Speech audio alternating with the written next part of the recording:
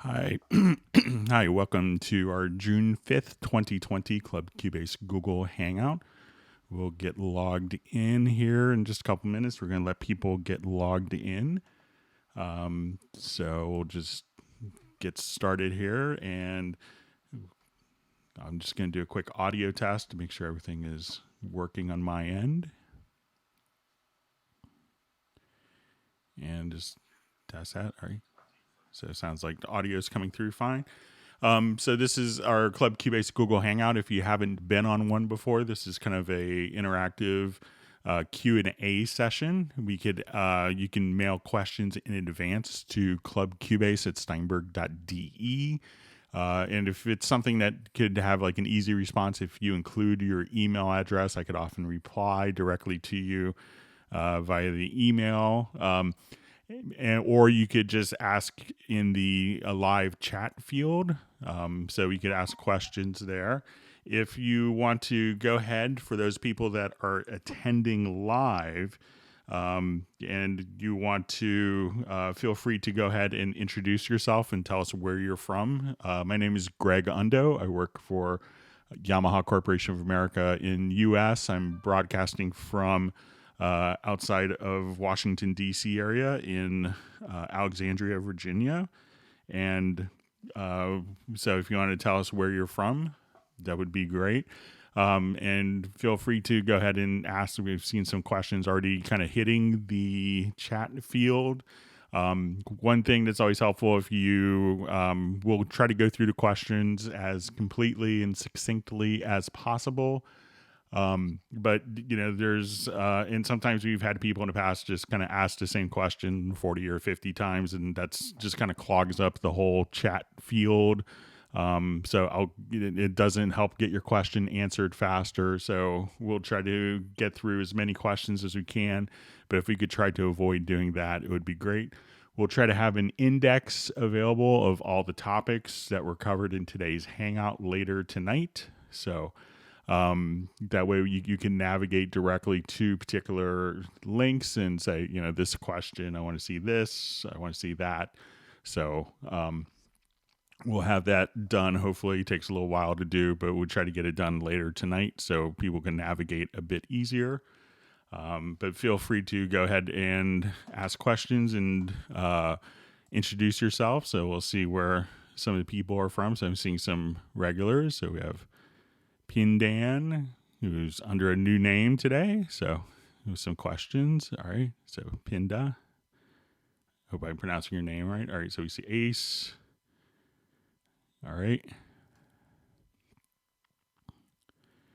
I see a question on difference between process tempo and process bars. I would probably have to read up on that to do it justice. So if I could pull that to maybe Tuesday's Hangout, that would be great. I apologize in advance. All right, so seeing some questions on note repeat. Let me just see if I could shut off a couple of web browsers here maybe that are open. Bear with me. Okay.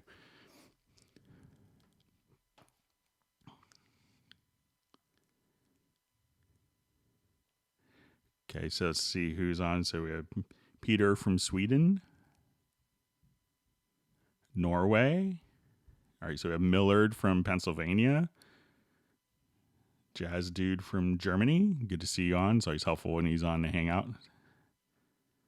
We have Austin.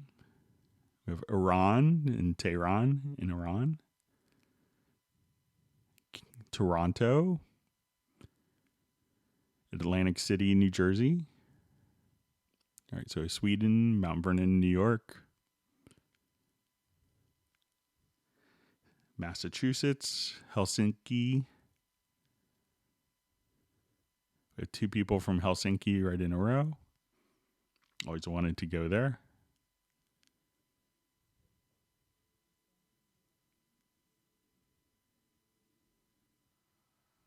All right, so Glenville, New York.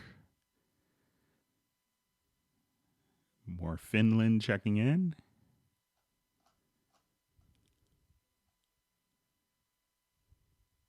India. We have Jan from Stockholm. Hope I'm pronouncing your name correctly. All right, so we have Sweden. Always wanted to go there. Robbie from Dallas. He's been a long time Club Cubase hangout attendee here. Palm Bay, Florida. Netherlands.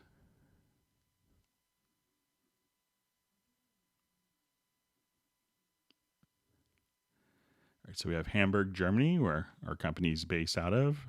Beautiful city. We have Mission Viejo.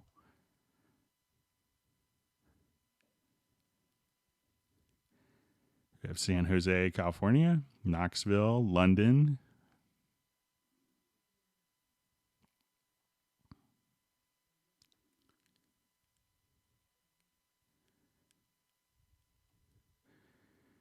All right, so we have South Shields, England. We have Mumbai, Krakow, Poland. All right, so we have Virginia, fellow Virginian. All right, Brooklyn, Long Beach, Serbia. New York. All right, so we have Fort Wayne.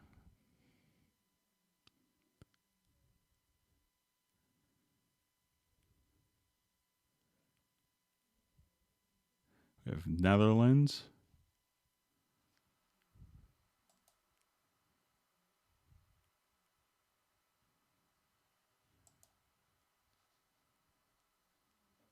Palmdale, California. Greencastle, Pennsylvania. Adelaide, Australia. It's very late in Australia. Hanover, Germany. I've been there. If that's in Germany. We have Kenosha, Wisconsin. Okay. So in the U.S. from Tehran.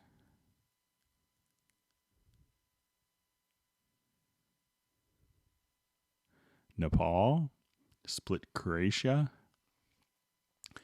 And probably like many of you during our global health crisis that's going on, my family's at home, so you may hear my wife directly above. You may hear footsteps, and she's working directly above me. My son is just finished school for the year, but he's watching a film now, so we will probably inevitably get interrupted when the movie ends, and I'll have to get a new movie for him.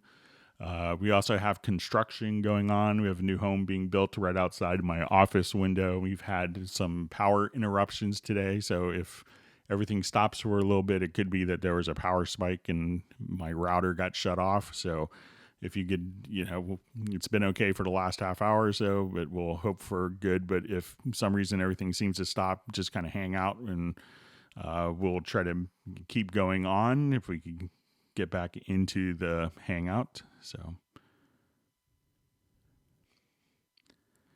all right, so I have Escondido, California,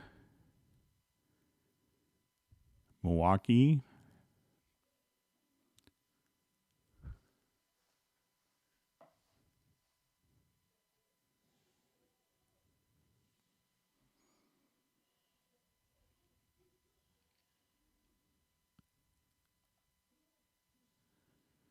okay, so just kind of just see comments. Some of the best Zoom moments are when the family cruises by. Yeah, it's a little the reality. I kind of like in the U.S. we see everyone that's being interviewed for TV is always in a very interesting looking study. You could tell that they seem to all have the same books, so makes them feel a little more intellectual, I think. All right, we'll wait in just another 30 seconds or so and then get started.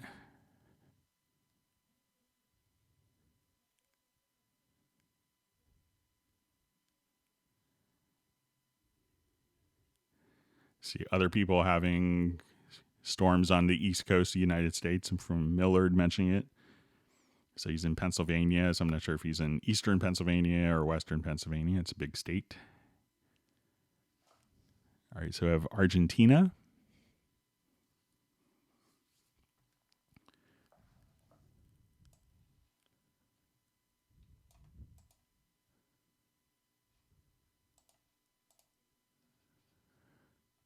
Okay, so let's go ahead and get started. Okay, so it says, question, I own Cubase Pro, had a crash application, Cubase Artist 10 has created the following error, decom, connection to program, synsoppost.exe failed, error the server through an exception. What does this mean? Anything to be concerned about? Thank you. Generally, an error message like that is kind of indicative that of something with the e-licenser. So I would say if you have it happen repeatedly, then I would just reinstall the e-licenser. But if it just happens once in a while, it's generally a message related to the e-licenser. All right, question. Should I just wait for Cubase 11 to upgrade from 10? I do not have 10.5. Thanks. There's always great if there's a lot of people that have figured out kind of the rhythm, we'll say, of different updates.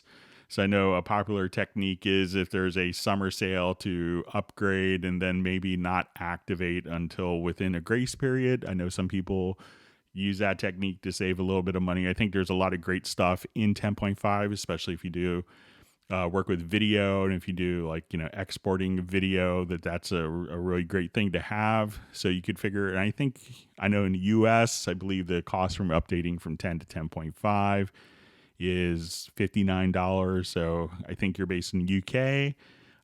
So I'm not absolutely sure what the price is, but I think that's a pretty reasonable update cost, and you won't regret that. So question, hi Greg, my SSD drive is almost full. Can't save Cubase 10.5 projects on external drive and load.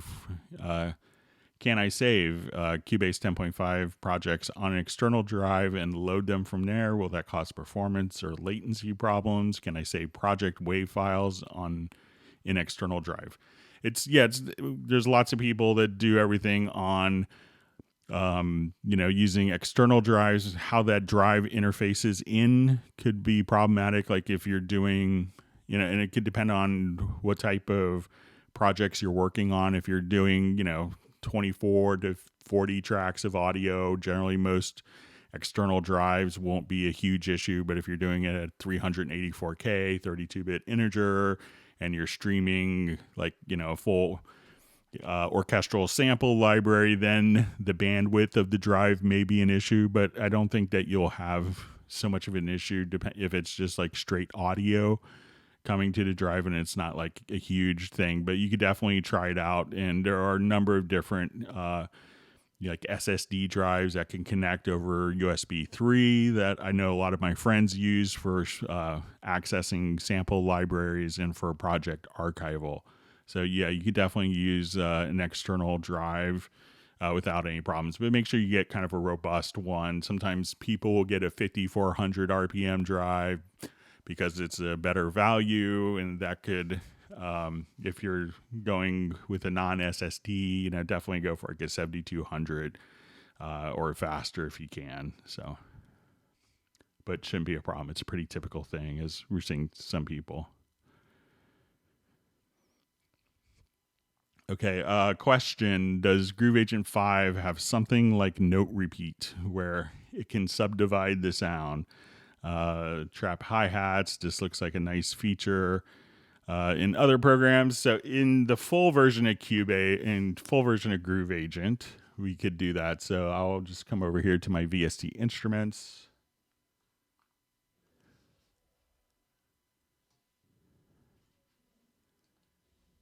And let me just load a kit quickly.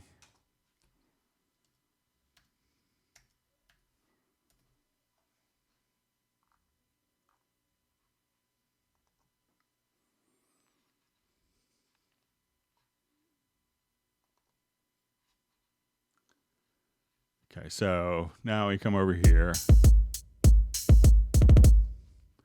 Okay, so when we go to your instrument sounds here, we can, let's just, I haven't done this in a while, but if we go over here to, I think it's going to be like a performance tab.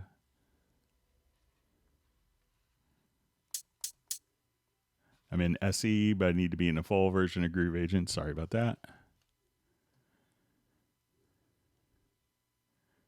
So there isn't a note repeat inside of the normal, the included Groove Agent SE.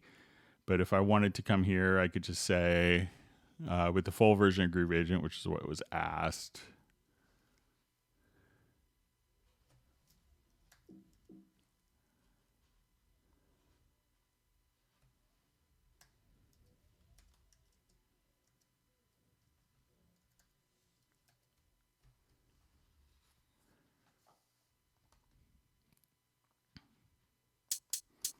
So you'll see a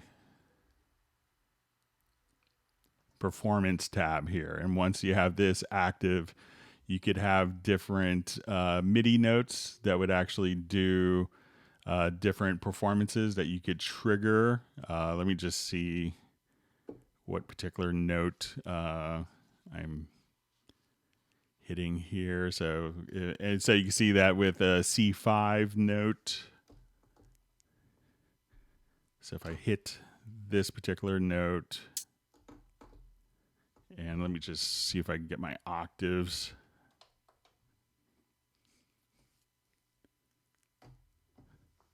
Correct here. So you kind of map these to,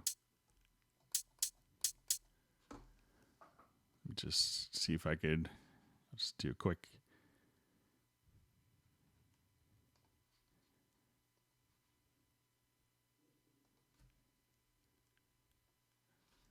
See what notes I'm capturing here.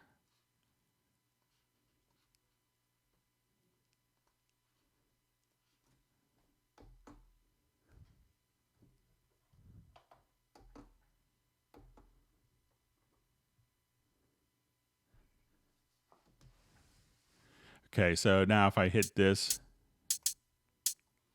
and then let's say I hit this note followed by quarter note triplets, or if I wanted to be eighth note triplets. So I could just kind of hit this note.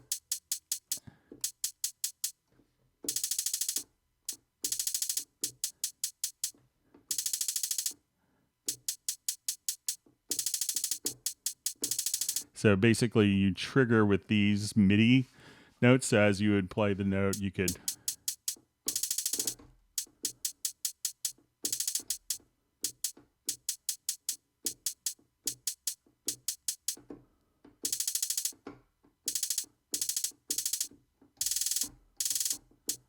and you could change kind of these different rhythmic intervals. So if you said, okay, I wanted this to, let's say, trigger that, but I wanted to have each of these repeats kind of be different, I could also just kind of come here and let's say as I hit the note, you could have different velocities or different phrases. So if you wanted to just kind of come here and say, as we do our note repeats, hit that note.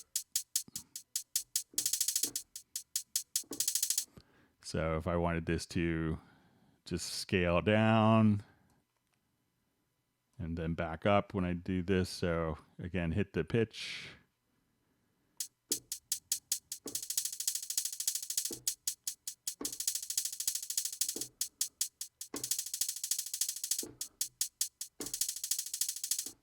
So that's an easy way within kind of the full version of Groove Agent to kind of do note repeats quickly. Okay, question from Sweden, Got Pro 10.5. Is it possible to change the harmony voices in Very Audio? So let's pop over here. And I'll just load up a project here with some vocals.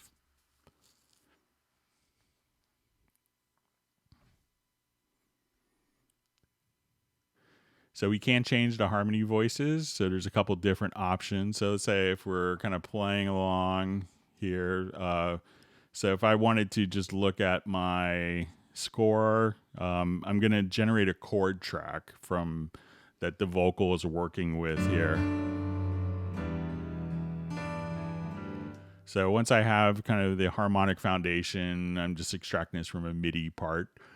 we could go to your project menu and choose to go to chord track, and then we will create chord symbols.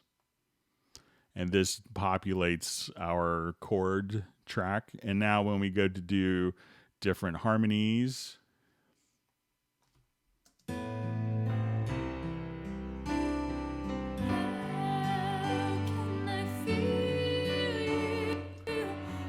so let's say where she says feel you or whatever, we will just kind of come here. I'll select with my range tool. And as we do that, I want to, let's say we'll just generate a harmony voice. So go to my audio menu, and we could generate up to 4 harmony voices at once, but I'll just say, let's do 1. And as we listen to this, so as we do that, it put it as a soprano. But if I just come over here, select the harmony track and go to chords, you could change it to, I want it to be an alto voice now. Or if you want it to be, tenor. So you could just kind of click here and you'll have kind of different, so as soon as you come here, you could just choose whether you want, SATB, soprano, alto, tenor, bass, and you also will have just a alternate as well. So let's just try soprano 2.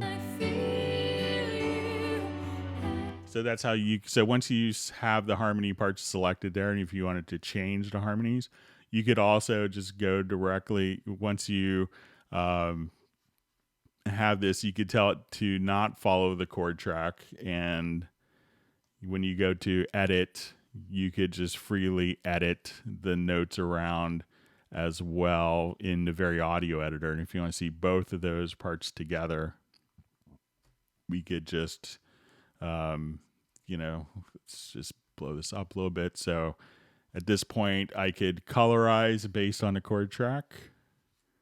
So we'll go ahead and activate this. So, and if I wanted to just put in and change, I probably just did a parallel fifth. So let's see what this is like. So I could just say, okay. So if you wanted to now just, listen to that and see what that was like.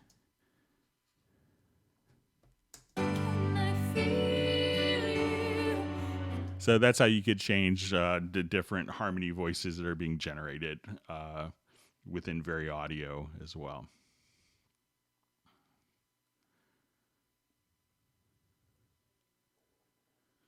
Okay, so let's move on to some more questions.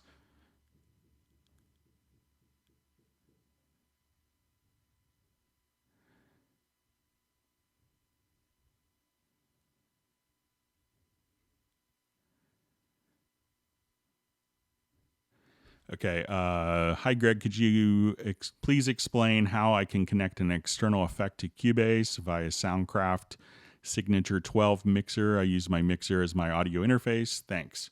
So with an external processor, what we could do is, if we wanted to incorporate that, we basically will take your Soundcraft signature mixer, and if it has multiple inputs and outputs, I'm not totally familiar with it, but I think it's one that may have like a rack mount one that has discrete inputs and outputs.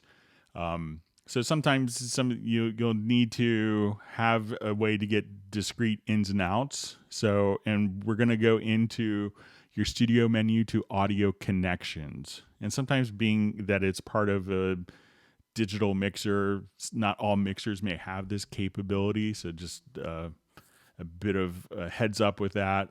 But we go to your external effects, and basically all we would have to do if we wanted to hook up like a DBX compressor is we add an external effect. You could give it a name.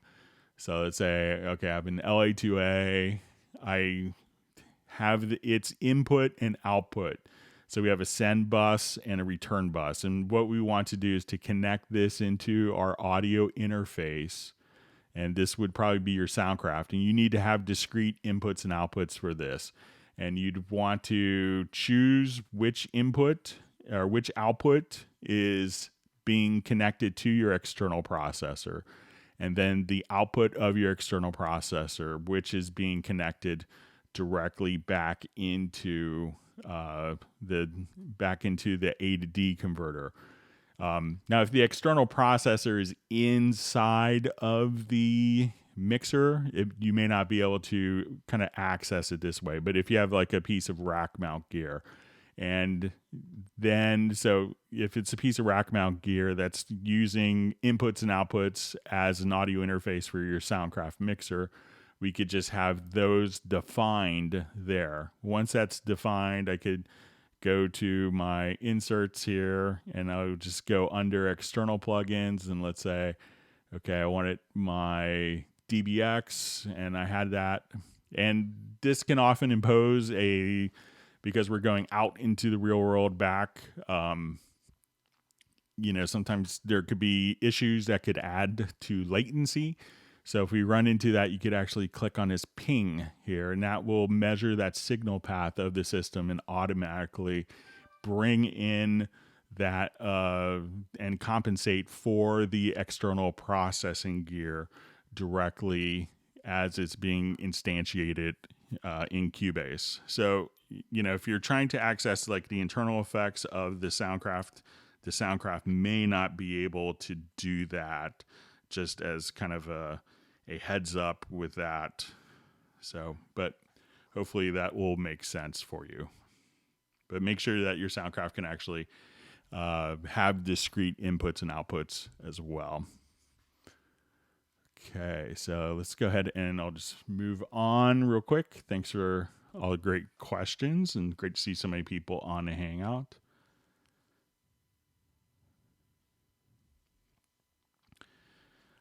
So question, what are the ideal settings for audio bitrate for uploading to YouTube? I think that I haven't really, I do a lot of Hangouts. What I transmit at a 24-bit 48K, I think, to YouTube. So I know a lot of people will do that. It could depend on if you're actually tying it with a video or not. That can make a difference if it's just going to play back an audio file. But I'm not sure. I'm probably not the best person to ask what the ideal like codec settings and stuff like that are, but it should be pretty straightforward. I think that the YouTube audio playback is pretty good. I haven't had any like huge issues with it. So I would try to, maybe keep it at the same. If you could keep it as a full resolution WAV file, they'll probably do some crunching on their end for data compression. But if it's, I would try to do a full resolution WAV file, but, see if it's being part of a video or just the standard audio playback. So, but I could do some more research on it if you want to send me an email. Okay,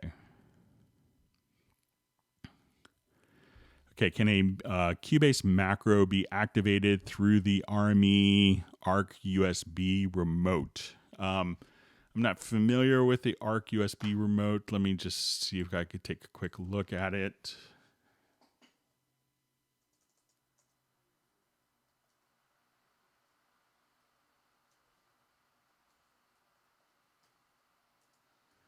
But if it triggers, as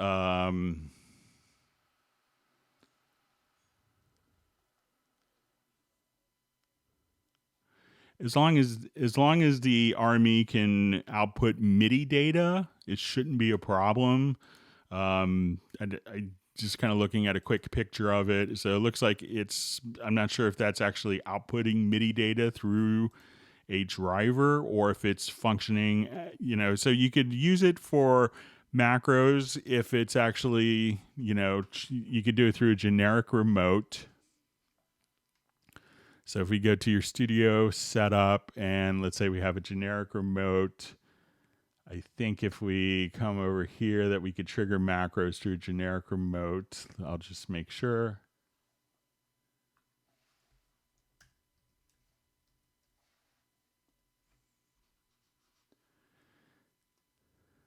So we could do that and have a macro triggered through the generic remote. So if that outputs MIDI, you could do that definitely. If that is outputting like a computer keyboard shortcut, we could then use that through like a key command. So if we go to your edit menu, through your key commands, you could have your macros triggered directly from user-defined key commands. A lot of times those remotes can be a bit proprietary to hardware.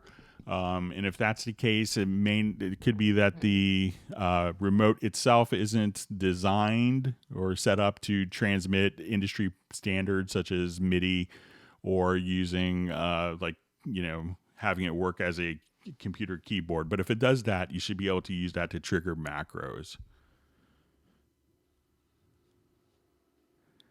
Okay, seeing a nice comment from Jason from South Shields, England. Love the Hangouts. Thanks for doing them.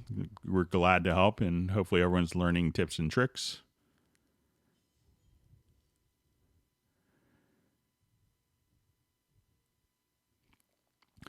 Okay, so he says, I see a question. My audio gets pitched up when I use a project made in my desktop and copy it on my other computer. It sounds like it's a sample rate mismatch. So if you hit Shift S, which will go to your project setup, it could be that maybe your one computer is at 44.1 and the other computer is at 48K.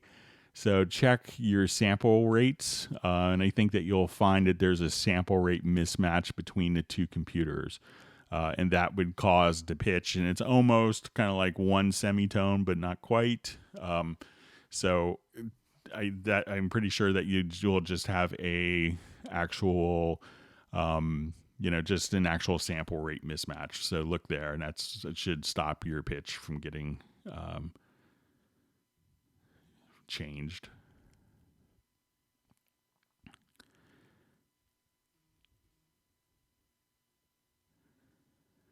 Okay, it says add composer and score title in project layer. How can I have it shown in all score parts? Let me just take a look.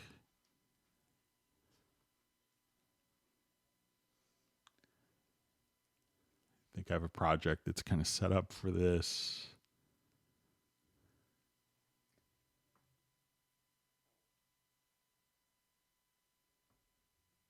Let me see if it's in my list. Here we go.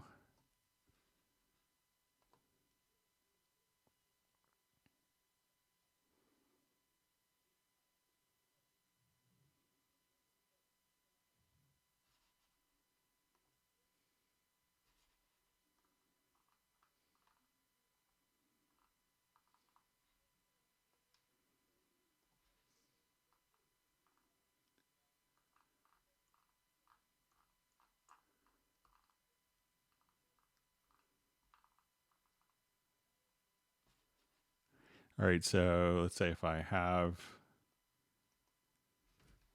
this part and I'll just have this as a score.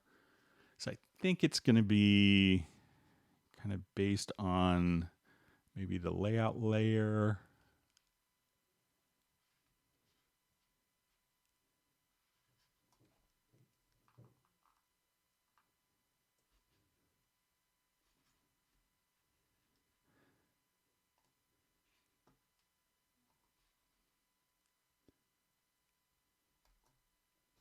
So let's just say I'll come here.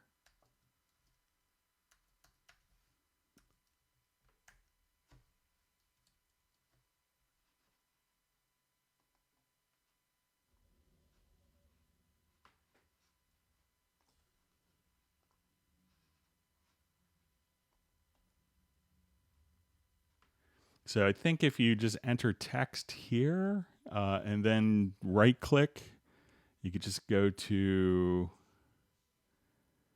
yeah. So once you go there, you could see it. So try just like when you enter the text in, and you may have to make sure that the project layer is active. So just enter in text at near the top, and then right click, and then you'll see song title as you saw me do. Let me just do it on another event here.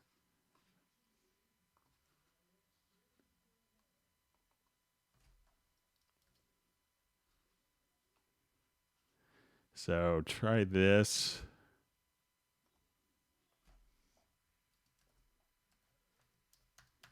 So I'll put the title in, and then right click attribute set song title. And then I think once, if this is enabled there, that might have an effect as well. So give that a shot and let me know how it works out for you.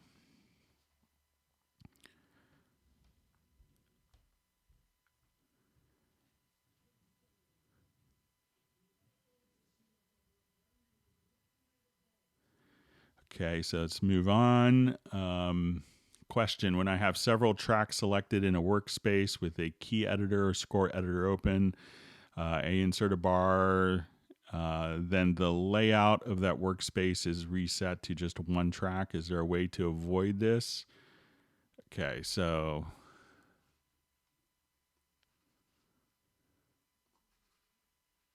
let me try this quickly.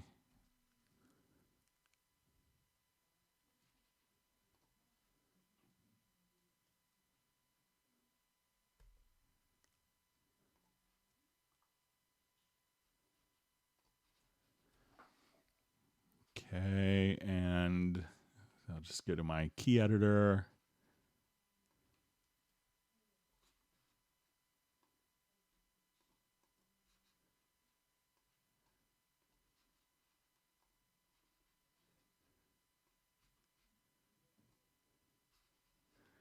Okay, so let me just, okay.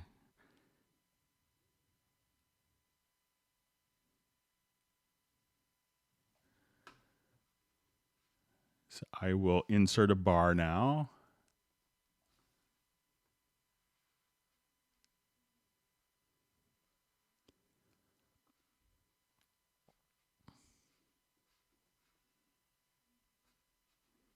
Let me save this as a workspace.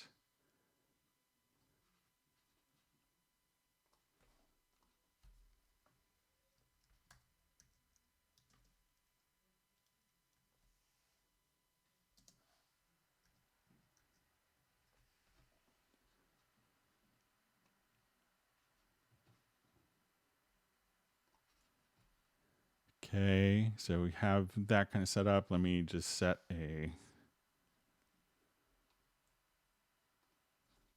global range.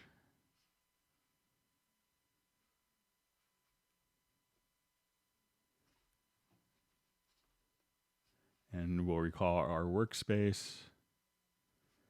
So I'm not sure if I'm following exactly what you're doing, but it seems like from the description,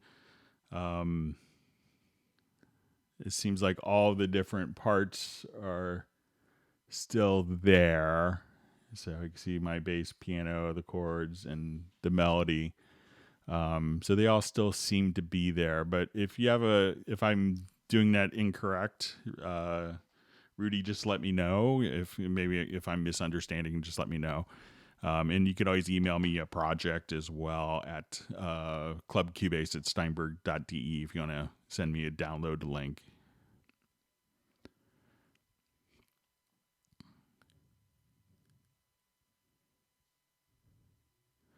Okay, and I think this might be a comment from our last hangout. We had a question about Scalar. It says, "Hi Greg, I played with the Scalar 2 demo in Cubase Elements. Scalar 2 on its own instrumented track allows a real-time MIDI to be routed to another instrument track within Cubase." Okay, I hadn't tried it yet, so thanks for letting us know.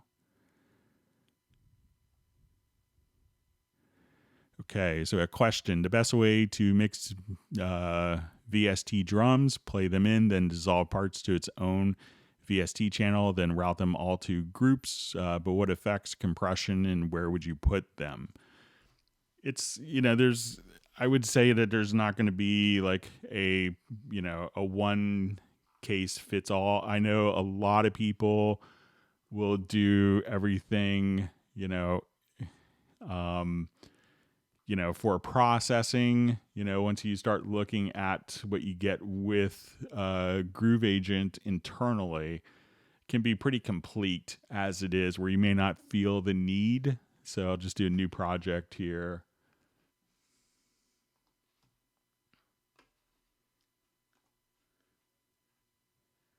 So, it could depend on every single song, could be slightly different scenario, but there's a tremendous amount of capabilities internally here. So let's show just to make sure people are understanding.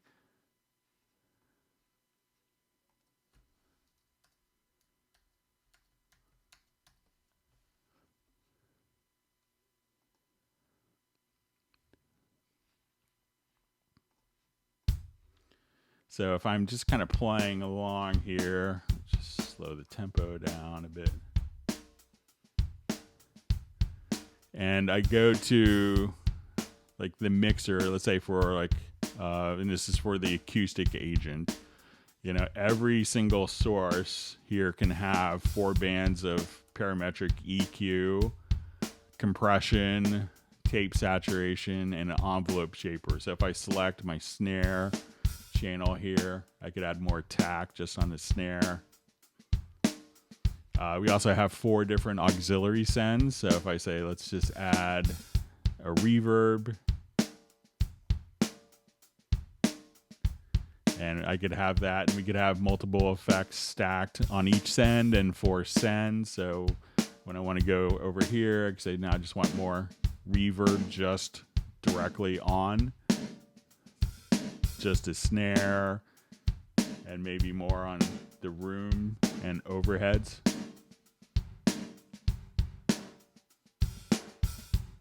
So every single source has, especially with the Acoustic Agent, a tremendous amount of processing capabilities.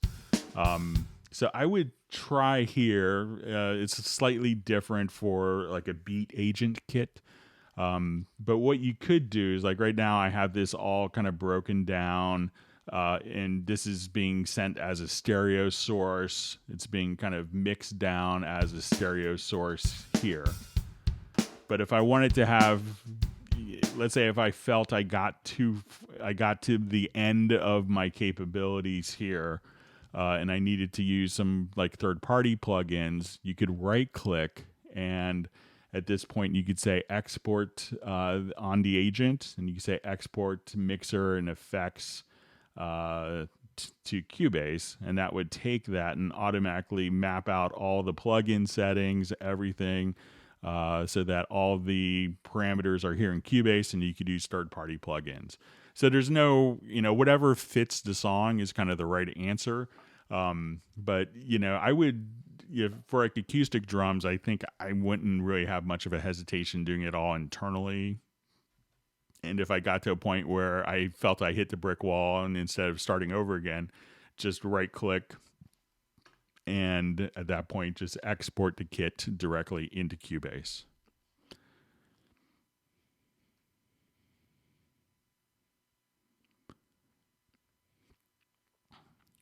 Okay, so question from Robbie. I was watching a video about referencing tracks. They said never use MP3 files. Sorry, my timeline just jumped way ahead. Sorry about that.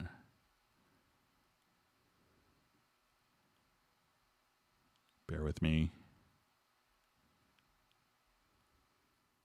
Okay, so I was watching a video about referencing tracks. They said never use an MP3 files, only WAV. Also said not to do conversion. How then do we find tracks? Ideally you'd want to have like a full resolution WAV file, and some of this could be, a bit prejudiced from early MP3 files. Obviously people are listening to MP3 files all the time as references.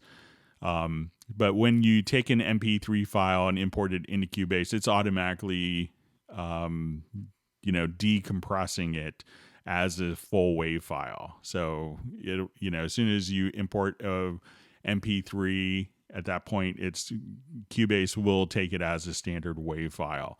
In the early days, there was like, huge differences in audio quality between a 16-bit 44.1 WAV file and what you got with an MP3.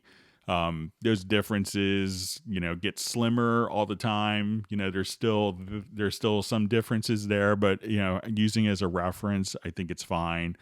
I don't think, if everything turned out horrible, I don't think that it would be the MP3 extraction to WAV file algorithm that would be the problem in using that as a reference track. So it's still, a lot of people carrying maybe some workflows that were, maybe a bit dated, and they just kind of work that way all the time. But if you have a full resolution WAV file, like maybe extracted from a CD, then with Cubase, you have the option to, just go to import audio CD. And if you have an audio CD in your system, you could do that. And that would be the 16-bit 44.1. And at that point, you could not have any concerns. There's a lot of people that couldn't tell the difference between the extracted MP3 and the directly ripped 16-bit 44.1. So don't worry about it, and you're just using a reference as a reference. So I think you're fine with doing an MP3 file. So, okay.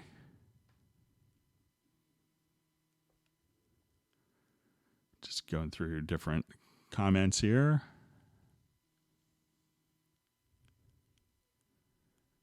All right, good to see Rhett Davis on Hangout from Winter Park.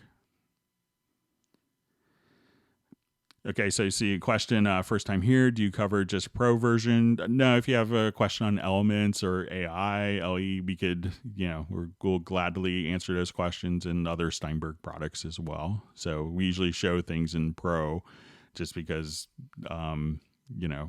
it's the I won't have to constantly open and close stuff. And I'll try to point out when it's not in a particular version, if it's relevant to the question.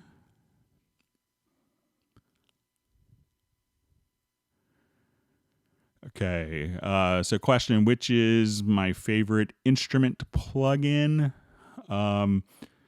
It's a hard question. If I had to have a desert island instrument, like, one instrument to kind of do all my production work, I would probably choose Hallion, just because it's kind of a beast of an instrument. So because it's going to have, all the forms of synthesis and sampling kind of bundled together.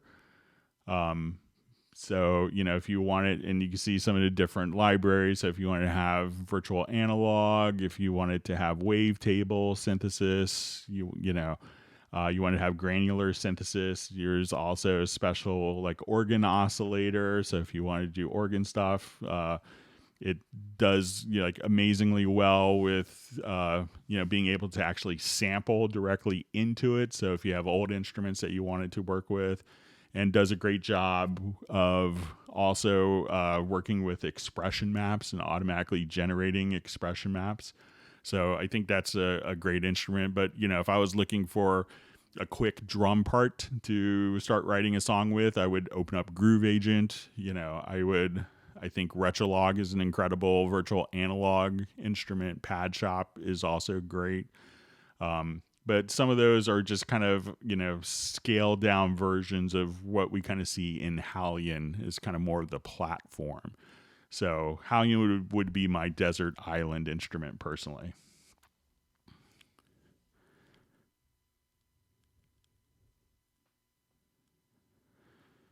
Okay, so a question, if a MIDI file has bad timing, is there a way to solve where the triples or tuplets are using Quantize into a readable score, because you can try to record something and emulate the problem? Thanks. One of the things to be aware of when you're doing a lot of scores, let me see if I have this file. It's a good example.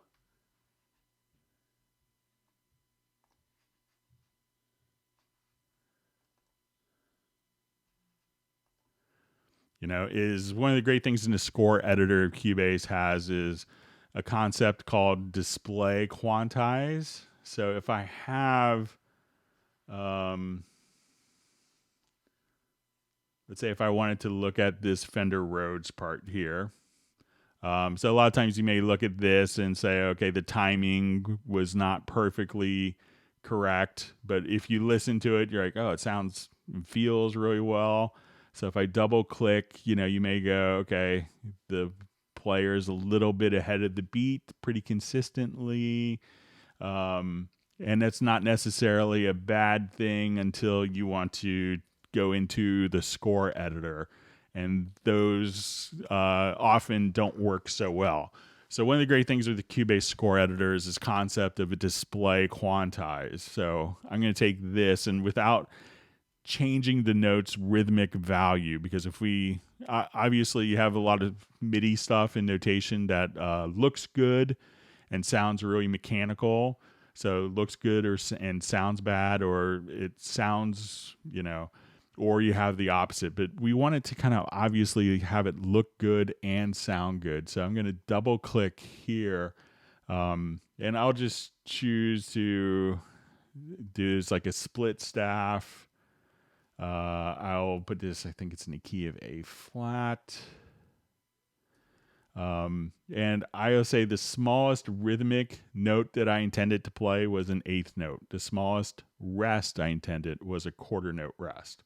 So, and I could actually save this as a preset. So in just a matter of a couple of seconds and presets that I could have saved, I could just hit apply, and you could see, and let me just change this to a split staff, that, what we did was in just a matter of a couple of seconds, we just cleaned up that score pretty significantly, where that's very easy to read.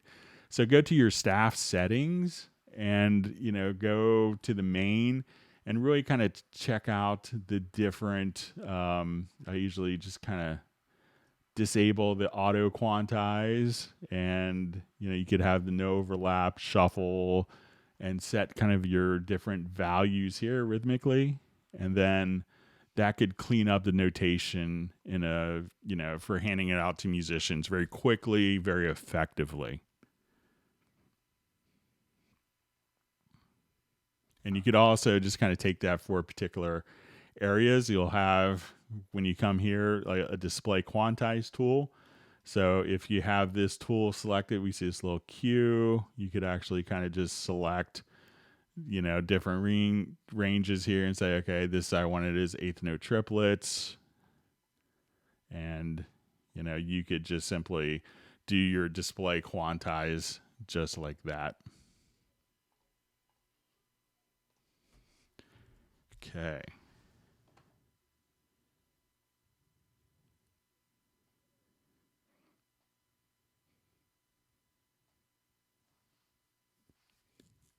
Okay, so I see a question. Any idea how to keep mixer 2 or 3 window on top of others?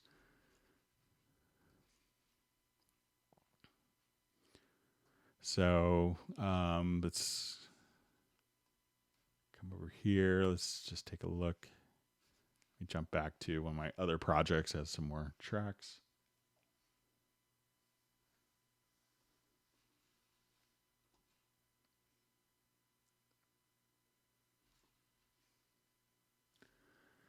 All right, so let's say if we go to our mix console here, generally we could have that, and as we get to open up different elements, that'll show up kind of as expected. So, but I don't think there's an always on top mode, but let's give it a shot and say if I go to mix console 3,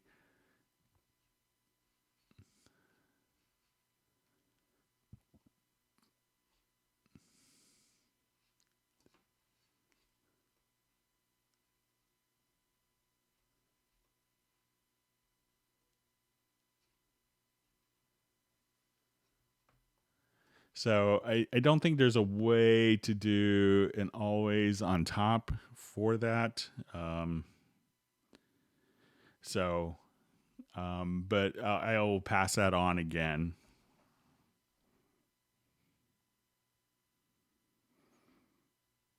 Okay, how can I make mixer channel with colors?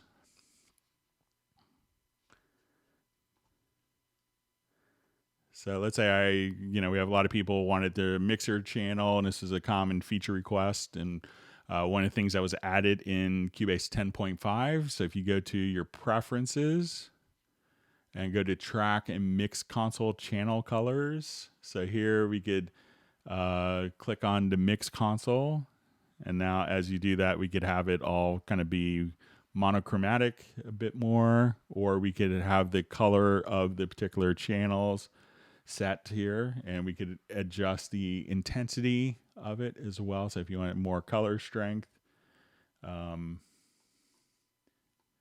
at this point you can now kind of have that those mixer colors kind of preserved. So go to again and this is in 10.5 when this feature was introduced. So we'll just come over here to preferences under user interface, go to track and mix console channel colors, and make sure that you could have the tracks, the folder tracks, as well as mix console tracks kind of all set here. And you could have different levels of intensity for each one so that you can have kind of colorized mix console experience.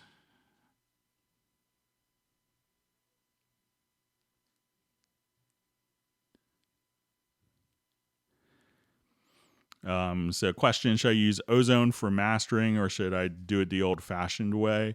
It's obviously a popular tool, but I prefer kind of like the master rig in Wavelab. And I think, a lot of people assume that just kind of processing a file is mastering. And I think it does, mastering is a bit more involved than just running it through Ozone. So I don't know any like mastering engineers that really use that. I know it's kind of a quick, dirty fix for, getting something louder and more full sounding. You could do that. But it may not get you the kind of the best sound overall. So, but, it may be better than, whatever the old fashioned way was for you of, running an analog tape into a mastering console through different limiters and EQs. It's probably going to be more convenient than that, but check out like in some of the tools in Wavelab as well, especially the master rig, I think is really pretty phenomenal.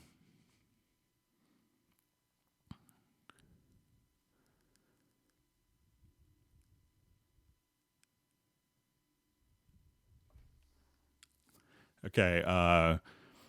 Hello, question. Hello, Greg. Why a drum loop plays different when dragged from Groove Agent to the project? This happened to me yesterday.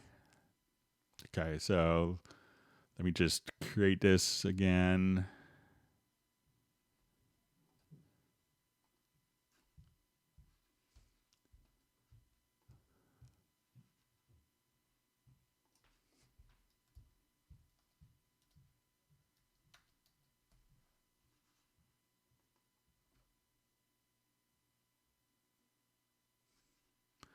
Okay, so if I have let's say I switch over to a pattern and I have this pattern going on. It's pretty straightforward. So then a lot of people will just kind of drag this over. And let's go ahead and just solo that and see if it sounds the same.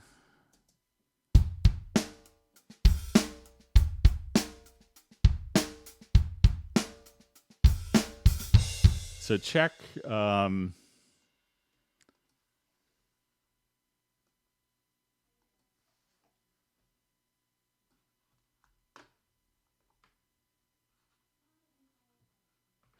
there's a exclusive mode for the port. So let me just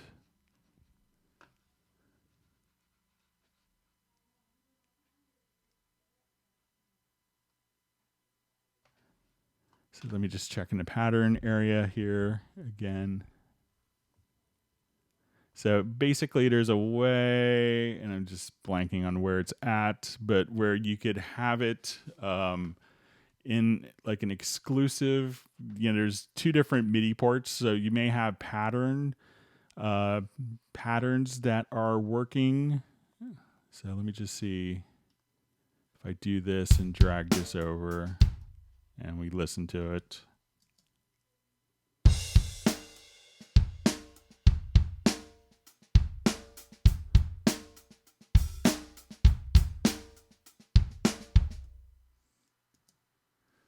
But I'm just having a total brain cramp on it. But I think there's a mode where you can basically have it in two different MIDI ports.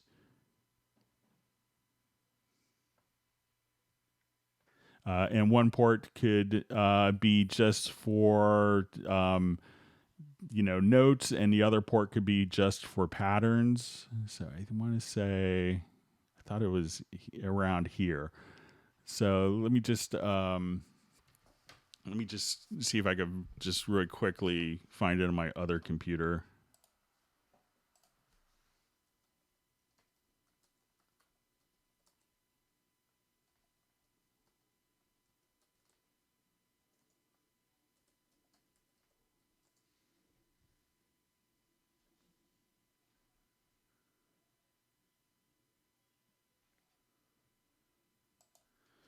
Okay, I'm just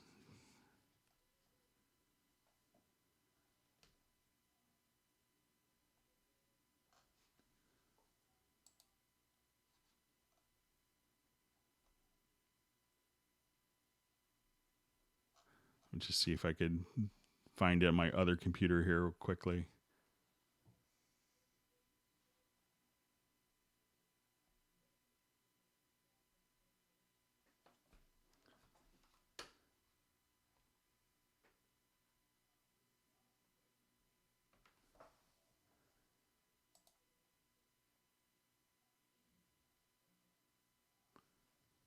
Just bear with me. Sorry about this.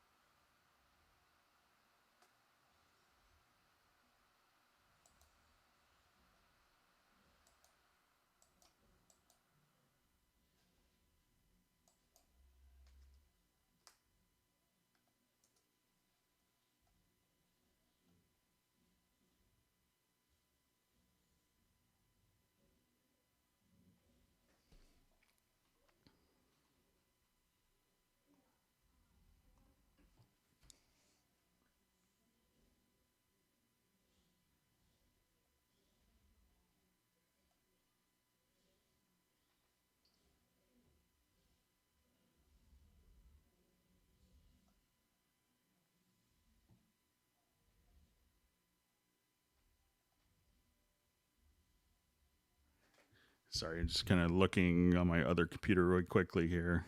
But you want to use different MIDI channels and ports for instrument pads. Let me just...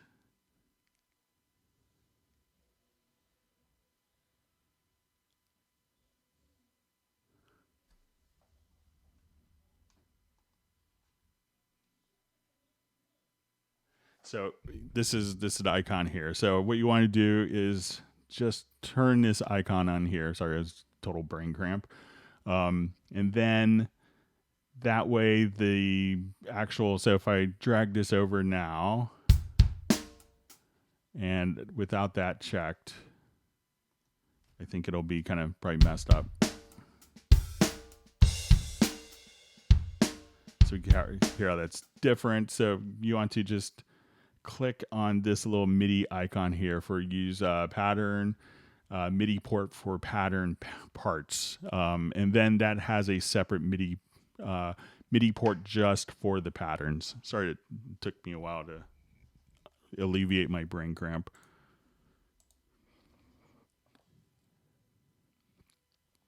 Okay, question. If I have multiple tracks with VST instruments, Contact, is there a way to link it so that when I click through the tracks, the active instrument is visible, so I don't need to close open all. I know we could do that with some of our instruments. So let's say if I have, it could be a limitation of contact. And, you know, it's still not a VST3. So let's say if I add an instrument track here.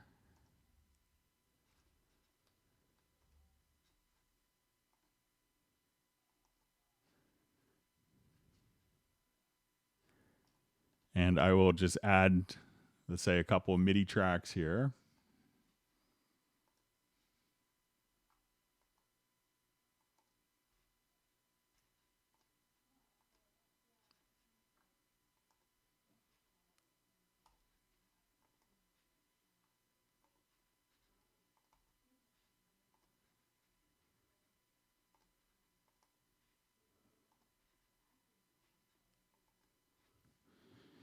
Okay. So now, so I have all these different ones selected. I'll go to my VST instrument here. So when I have this open and I select, I think that this usually just kind of updates. Let me just see if I'm.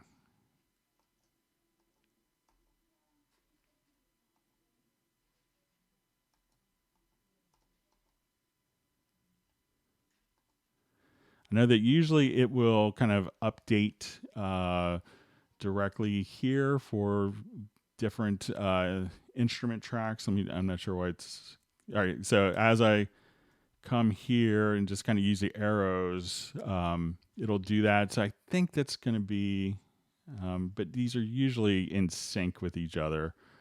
So, but I don't think Contact works that way where it's integrated. So I know generally with Cubase, when you click here, it would select the particular instrument that you're accessing.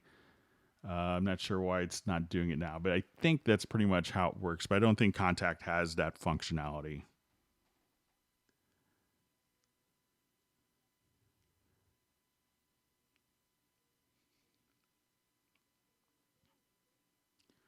Okay, so we have a question. Hi, what is the best way to deal with I/O settings from session to session when you do work in studio with all set up and import all to another studio?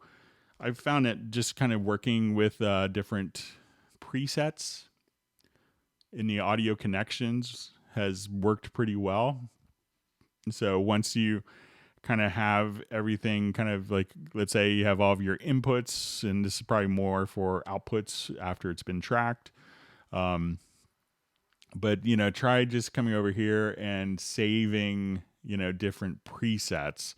So I know people that, you know, they may track on like a large MIDI or Dante rig, and then when they go back to mix in their studio, they may just want to just, you know, have that, you know, load up their particular IO configuration preset. Maybe they don't have as many inputs or as many outputs, and then just come over here and use a preset so you don't have to sit there and change every single one.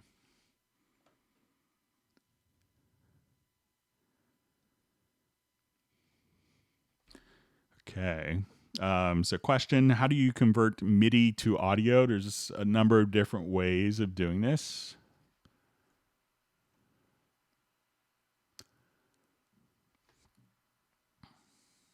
So let me just, I'll do a new project here. We'll show you a couple ways.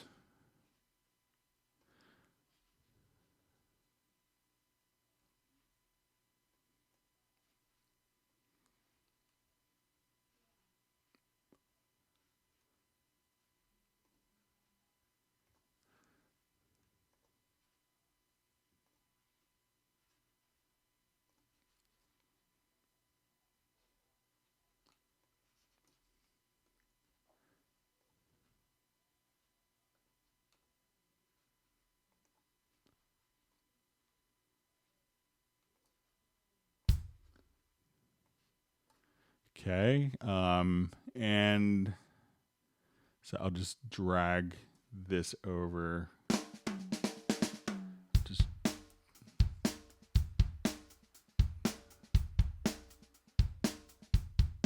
all right. So say I have that pattern dragged over.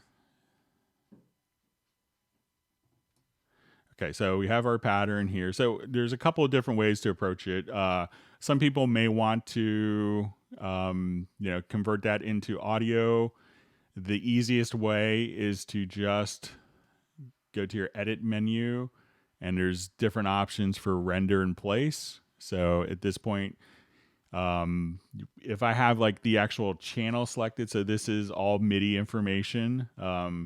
I could choose to, if I wanted to get rid of the MIDI altogether, I could choose to remove source tracks, and I'll just say, I could choose to have it dry with my inserts, EQs, and channel strip with effect sends or with global effects.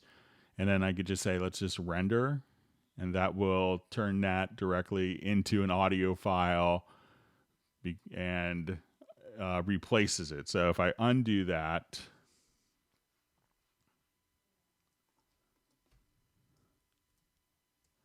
so we could still have our MIDI file, MIDI information here. So render in place is a good method. So that's the easiest way if you don't want to see the MIDI. If you still may want to go back and change MIDI parts, if you go to your render in place, you go to your render settings, and you could choose to just mute the source tracks or disable source tracks. So now when you render, that track is disabled and not taking any CPU cycles, but you could right click to re-enable it, sound, and do edits. Some people I know like to also, as we record MIDI, is to say, okay, we wanted to do kind of like an internal busing.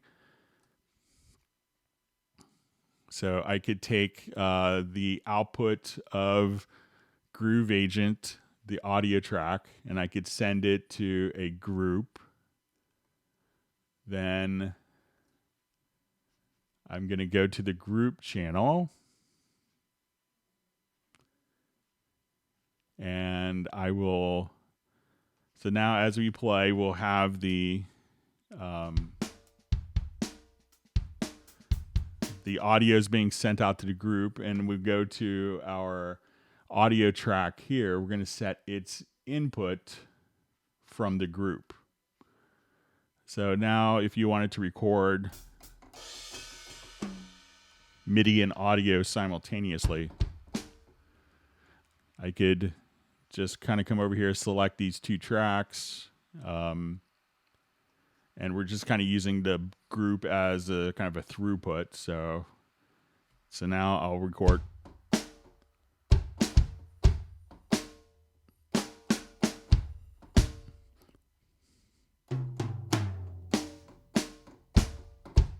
And that way I could record both audio and MIDI simultaneously, which is helpful for a lot of different scenarios. So you could do a render in place. You could also do an export audio mix down and import the file into, after export, create an audio track. That's another method of doing that as well. But probably render in place is the most common method.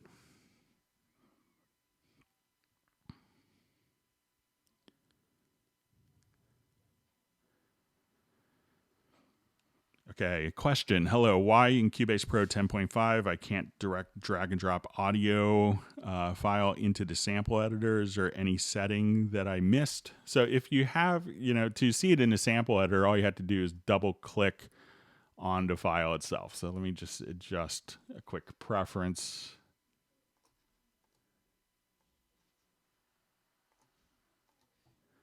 So, because why you can't drag it into the sample editor is because we want it to just go directly. Let me just. So, once we're here, if there's nothing, you want it to be in the timeline first. So That's why all you have to do to see it in the sample editor is just to double click on the event, and you'll see that audio file in the sample editor, as opposed to dragging different elements. So you don't necessarily want it within, because when we're doing the sample editor, we're looking at the editing of this particular event. So if you drag audio in, that's going to be into a different event.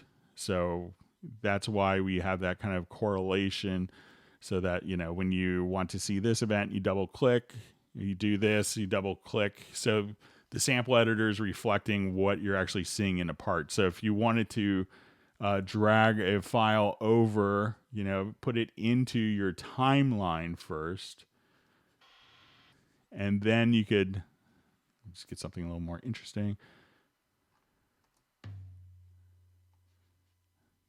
And at that point, you could see the different events in the sample editor. But the sample editor isn't an area to actually kind of, work with different things. There is a way, if you really wanted to do that, you could say events to part, and this would open up the parts editor. And now you can drag and drop and have different parts within your part editor. So, but the sample editor is specifically for that particular event, that audio event that you have selected.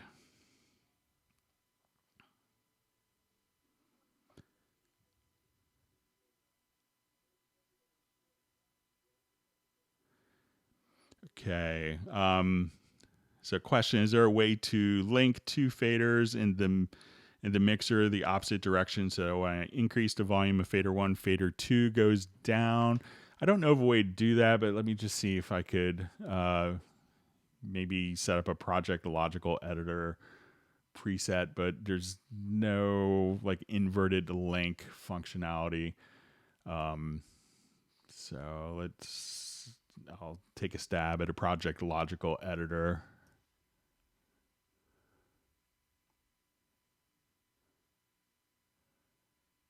Yeah, I mean, we can maybe do automation.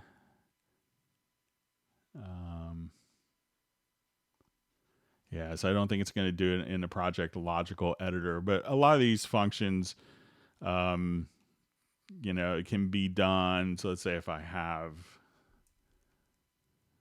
this going on, so I know a lot of people may do stuff like this, where you can say, okay, I had these two events, and I wanted one to fade in while the other fades out. And we could do stuff like that just by, let's select that. And then if you hit A, like adjust fades to range, you could have kind of fades that do that kind of gets you the same result, but there isn't a way to, I think, some of the early versions of Cubase, like in the mixer maps, would have kind of like an inverted functionality of that. But, if you're doing it for volume, that may just kind of do the trick for you as well. Question. Hi, Greg. Is there a way to view the audio warp along with other audio to check alignment across tracks in real time? When lining up multiple takes for overdubs, I don't want the same edit across all. Okay, so let's say if I've done this, let me make sure I'm understanding correctly.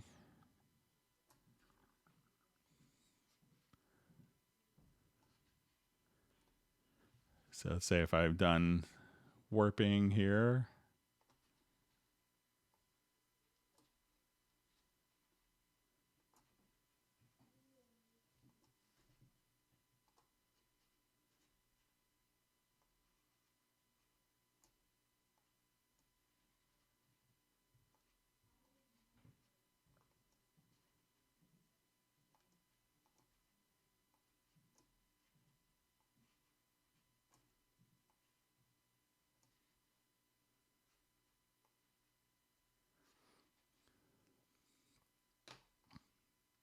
And let me just try going. So just going to. So if you look at it kind of visually here, we could do kind of like your warping here, but it's not kind of a direct correlation. Now, something that's an interesting technique. So we see kind of the waveform underneath here. So let's say we wanted these two to kind of line up. As you do this, you could have this as, if you have these both selected, there's this option in the sample editor to show all selected audio events. So I could just kind of line these up rhythmically with like the underlying track. So I could say I want this to, and you could choose to switch to this particular track. So if I wanted this to fall right where that is, at that point, you could just kind of nudge it and switch between active and previous, next and previous parts. So you can say, I want that to start right where that note does. So that may help you with that. So give that a shot, and especially like for drums or guitar edits, it's being able to see the other track in the background can be really helpful for you.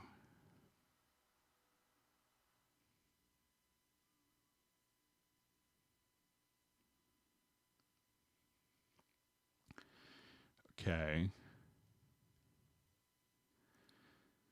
Question: how can we see track activity in the level meter on the right side of a closed folder track?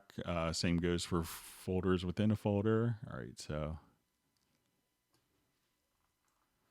let me jump back to another project. Thanks everyone for wonderful questions. If you guys have learned something new, please feel free to like the video and make sure you subscribe to the channel. Just jump back to this project here.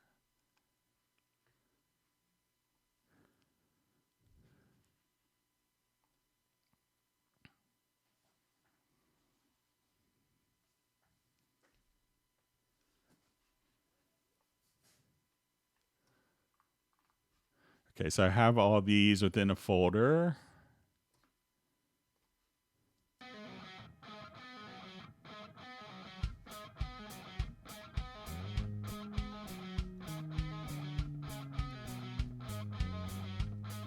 Okay, so I think you want to see like the metering activity here. And let's go ahead and I'll just place these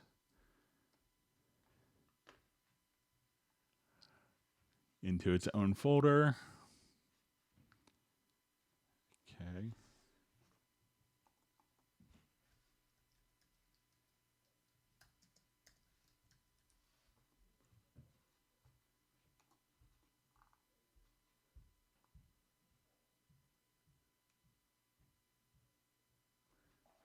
Okay, so now I have kind of a folder within a folder.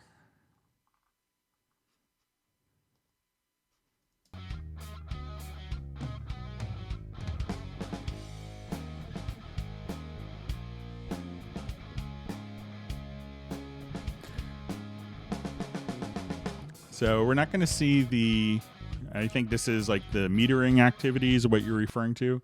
So we're not going to see the metering activity on the folder track because the folder track itself doesn't have any metering. I'll just check, see if there's a preference on.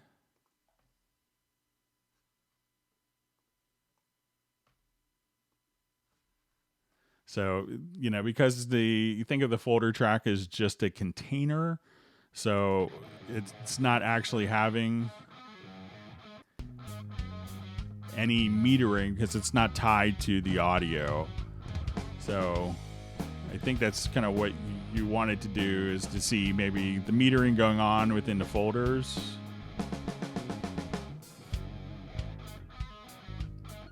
So think of it as more of a container type versus kind of an audio source.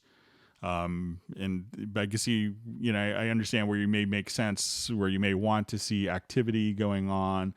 But it would be hard to accurately convey like all the metering for channels within a folder. So that could be, you know, because, you know, if you have 12 drum tracks, which meters do you show? Because the folder isn't summing or, you know, doing anything like that for the audio.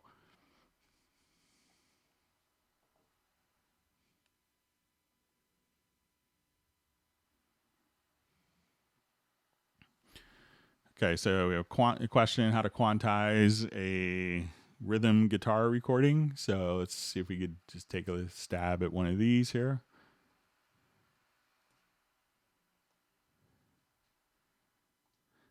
So this has kind of gone ahead, and I'll just go to like hit points here. And we could kind of set your threshold accordingly. So let's say if I just wanted to come here and so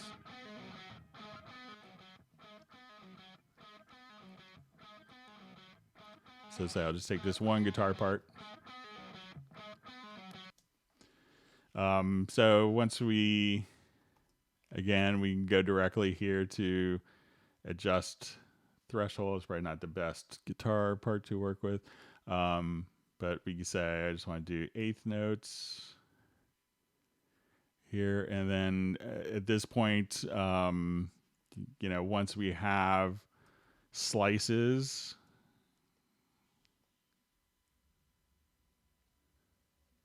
let me see if I can find and then, so if you create slices,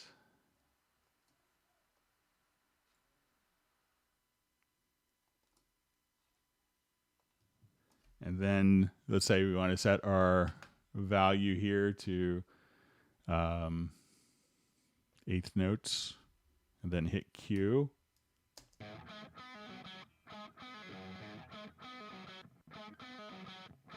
So just kind of, try breaking it down into the sample editor.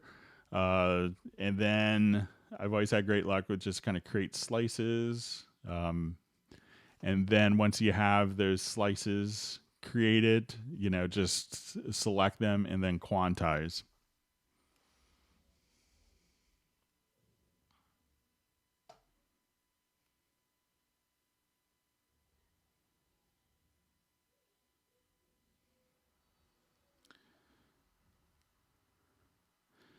Okay, so seeing question, is there or was there some video about how to create, for example, cymbal buildup to sound naturally and not robotic, like advanced use of rudiments feature? I don't know of one, so I'm not sure if it's like a cymbal crash that you wanted, or like for or if you're doing more of a rhythmic thing. So maybe if you could, but I don't know of a video that's going to do that. But if you want to send me more details, I'd be happy to try to create a tutorial video on that subject. If you want to send me like maybe an audio example of what you're trying to accomplish, that would be great. And you could send that to me at clubcubase@steinberg.de. Okay, so let's move on. When I have several tracks selected in a workspace with the key editors, okay, we covered that already. So if we could try to avoid, I know sometimes it's tough when your question doesn't get answered, but if we could try to avoid asking the same question repeatedly, that'd be great.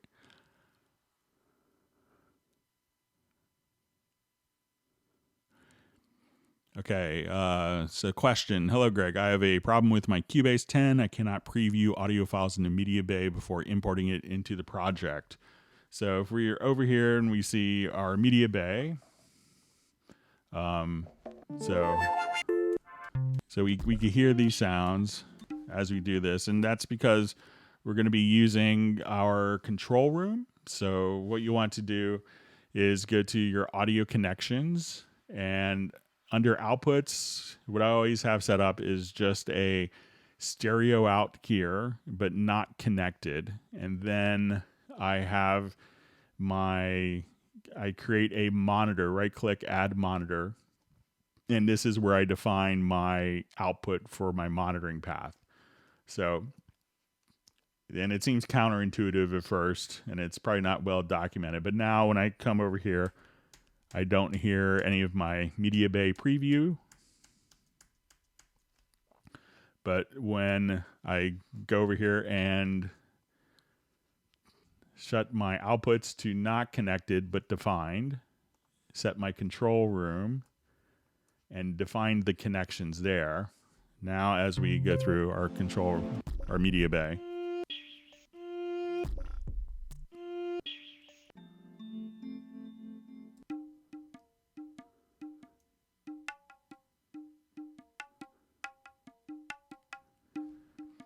Okay.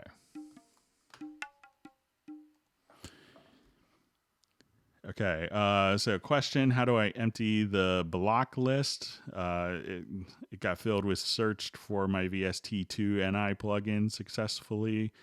So I think so I assume this is a black list and this will be found in the VST plugin manager.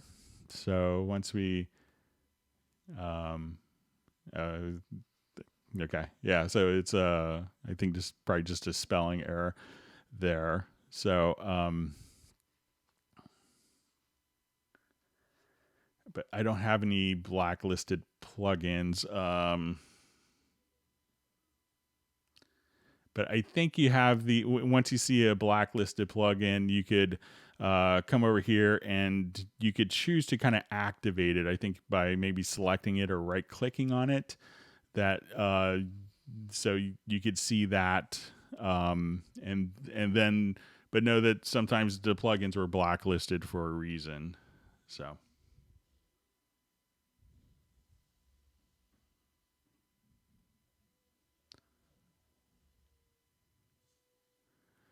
Okay, question. Is there a way to identify tracks channels that are in a group track? Let's say if you decide to add a new track or remove a track for lower level submix.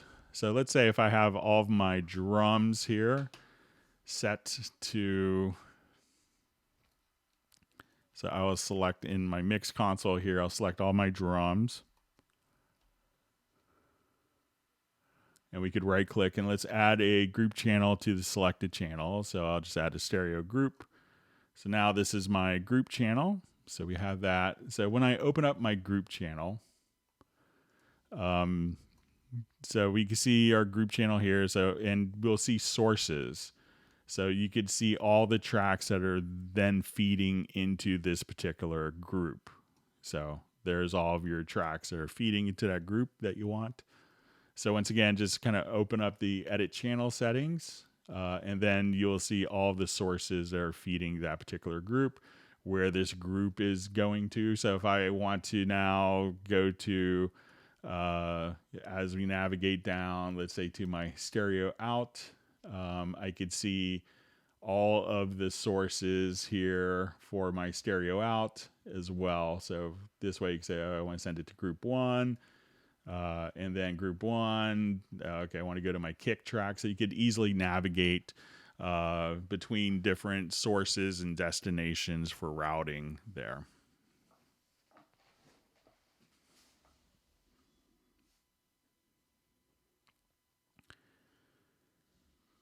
Okay, so question, is it possible to have only selected MIDI parts, not whole track? Follow the chord track. I think it's going to be currently set to be on or off. For it's going to be kind of a track by track basis as opposed to an event. So because it's going to be for the particular track. So there isn't a way to do that. But if you do have events like that, so let's say if I come here and I have multiple parts, you could choose, let's say if I had it like this, I could duplicate this track and then you could, say, okay, I want it these, and this one I didn't want it to follow the chord track, but this one I did. So you could pick, you could break it down like that. I have my mic stand. It's about ready to collapse here. I'm just going to mute my mic and adjust the mic stand. Bear with me just for a second. Apologize.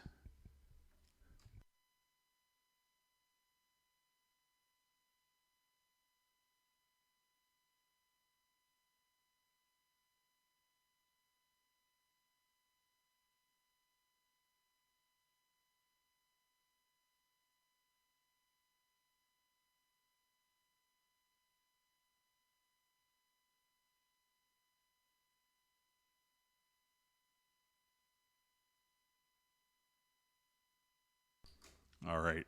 I'm back. Sorry about that.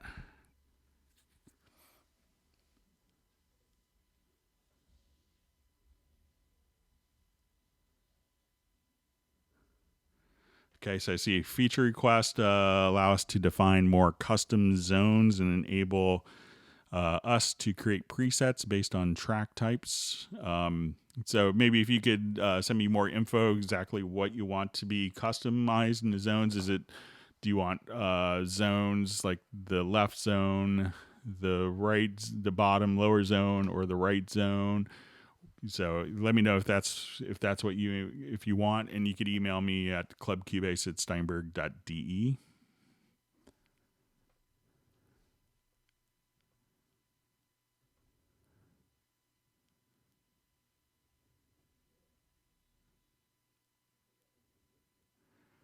Okay. So I see a question: is there a trial version of the new T guitar? I don't think that there's a trial of it. It's not actually developed by Steinberg. I think it's a company called Acoustic Instruments that's doing it, and we're selling it on our Halligan marketplace. But I don't think that there's a trial. But there's a pretty extensive walkthrough that my colleague Dom Segalis has done on it. And it works really well. So it's kind of an exciting plugin if you're trying to do acoustic guitar stuff. In a MIDI format, it's a great tool. Okay, so we have people checking in from Nepal. Probably very late there, middle of the night.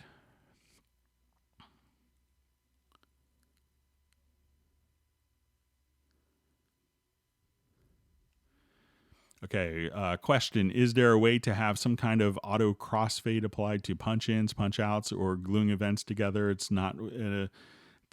not, what's an efficient way of doing that when there's many takes, punches to splice together? So, what you have in Cubase by default is you could activate. So if we have on an audio event, you have these auto fade settings.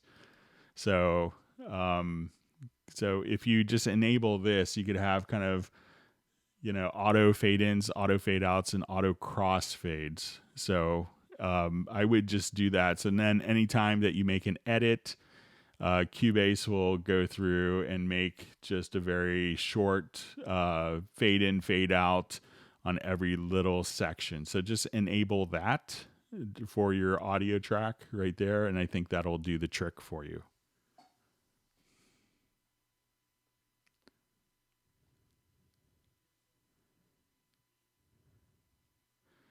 Okay, so question from Zach Krikorian. Good to see you, Zach, on Hangout.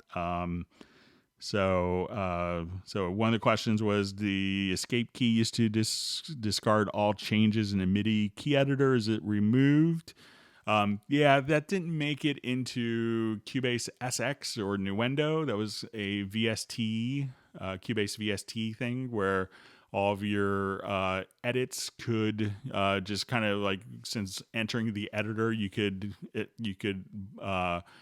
basically delete by hitting the escape key. And I think the reasoning was that previous versions didn't have unlimited levels of undo. There's only one level of undo prior to Cubase SX and Nuendo when we started offering unlimited levels. So I think that's why that kind of went away.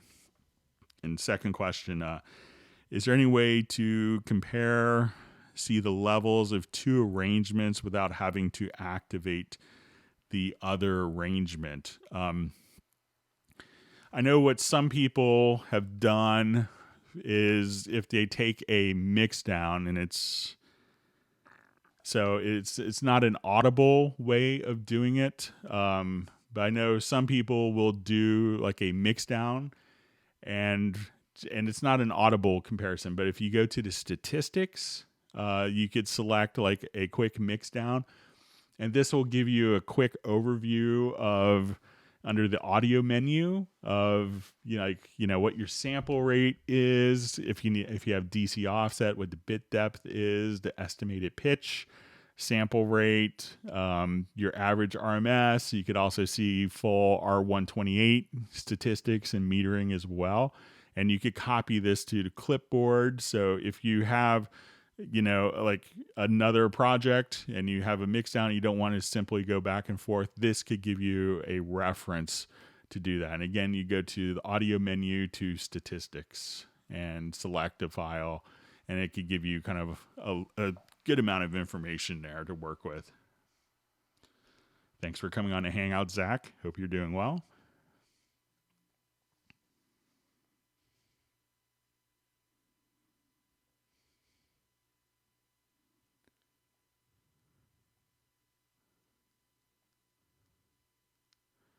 Okay. Just going through comments. Thanks for all the great questions.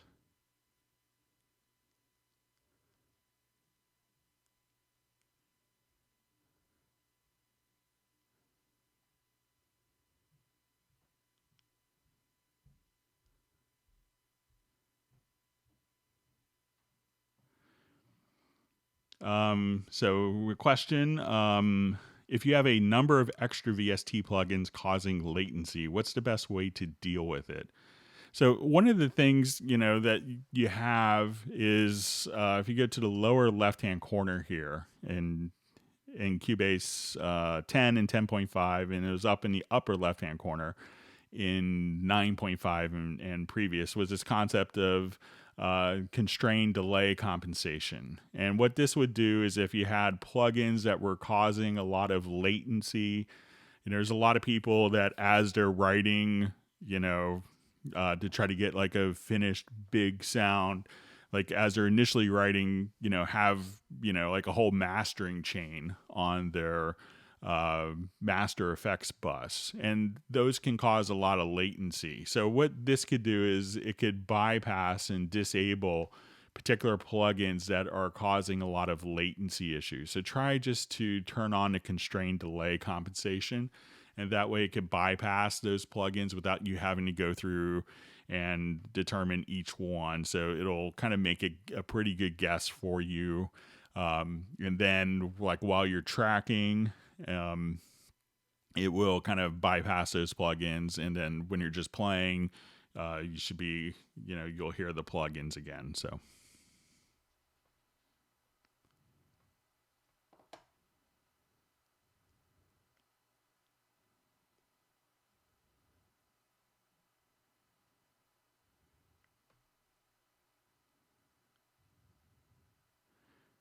Okay, so question, hi, can you demonstrate how to bring audio into a mix template?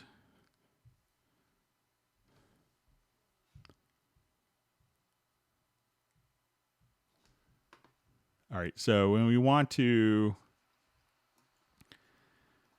come here, so let's say, one of the things, if we're dealing with mixed templates, and a lot of times what you may run into is different scenarios where, this is my template set up for mixing, and now I wanted to bring in another file. In Cubase 10.5, we could come over here and we could say, let's import tracks from project. So if I come here, let's just say I want to import this particular project here. And then we'll have these different folders. So what we could do is say, I just want, only the events and parts to be incorporated. So I could just say at this point, I want to take all of my drums, and we could actually place them, to different destination tracks if you want to make a new track, or you could actually pick a particular track as well. So this way, if you have kind of like, I mix this is kind of like the static mix for the band. And now what I want to do is start a new project and then maybe store all those settings as a template and bring in the other files. So just do the import tracks from project. And at that point, just do, and you could choose to just have the events and maybe not the channel settings. And then you could have it, go to specific tracks if you wanted to, or have it go to a new track.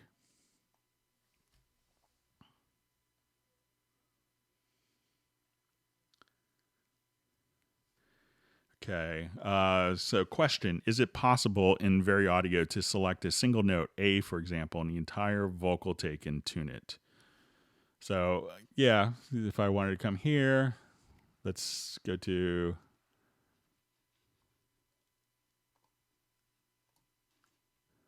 let's say, just on my bass part here.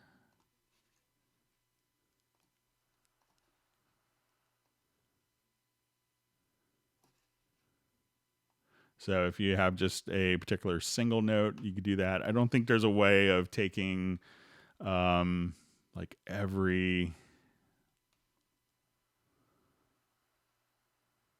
so let's say if I'm here, of just selecting every single note here, but you could select a single note.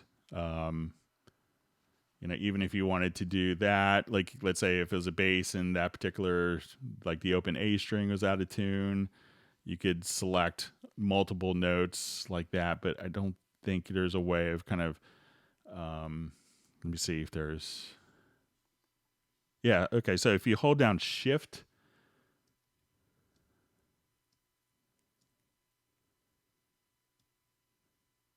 so what I did is I just held down Shift and double clicked. And that would select everything over to the right. So if you want to select all one note, one particular note, you could do that, and then just do tuning when necessary.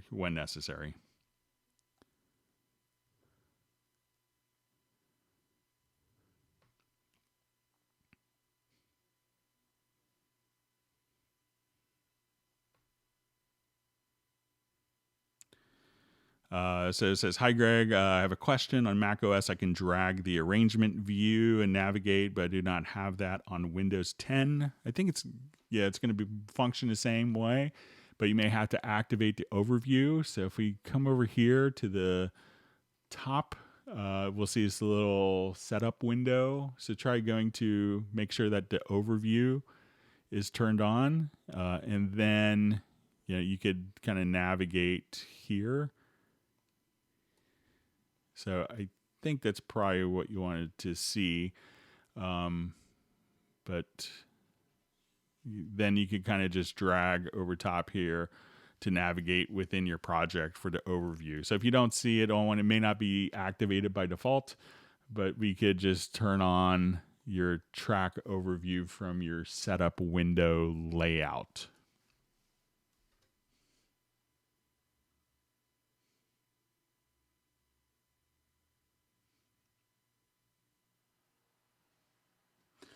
Okay. All right. My son's knocking on the door, so probably his movie is over. So let me get a new movie started for him, and I'll be right back. Thank you.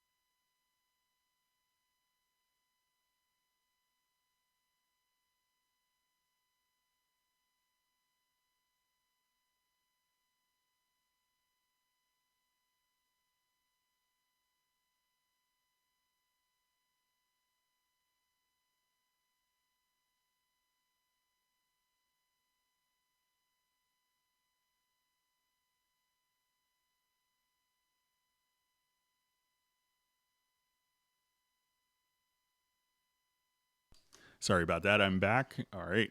So we should have another hour and 40 minutes before another interruption, hopefully. Okay. So question, how to get drum scores?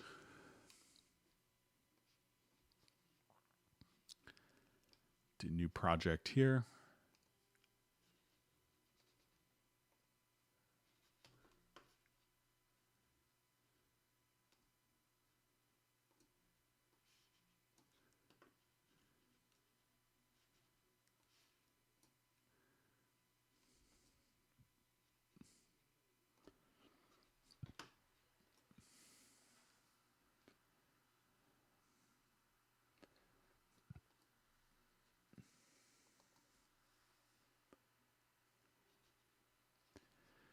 Okay, so I'm going to just come in, and this gets kind of tied into the drum map.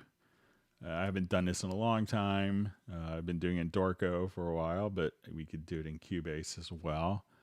So let me remove that particular track. So I'm going to come over here and we're going to go to our drum map area. And then I could have create drum map from the instrument itself. And we could also do a drum map setup. And obviously when we deal with drums, you realize that, the MIDI note is often not the particular actual note that's going to be used to play back. So, but we'll see our different note head shapes. So when you come here, you could just kind of choose to have, different note head shapes for each of your different drum. So let's say if I wanted my hi-hat closed, it's generally going to be kind of like one of these deals. So, and I think that when you go into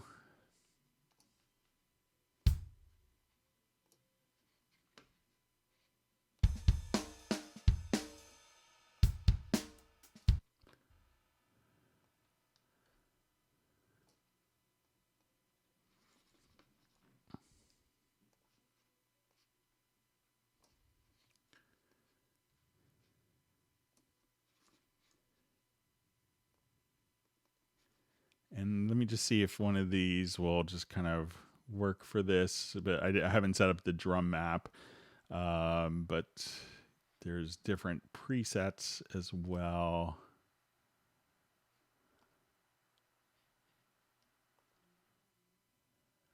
But if you go through within the drum map itself and map the input to the output note. So we'll just, again, come here to the drum map setup. So you could have, make sure that you have your display note. So let's say my kick on C1, I want this to be probably F3. And let's say my snare. So you could choose kind of the different display notes here. So let's say I want this to be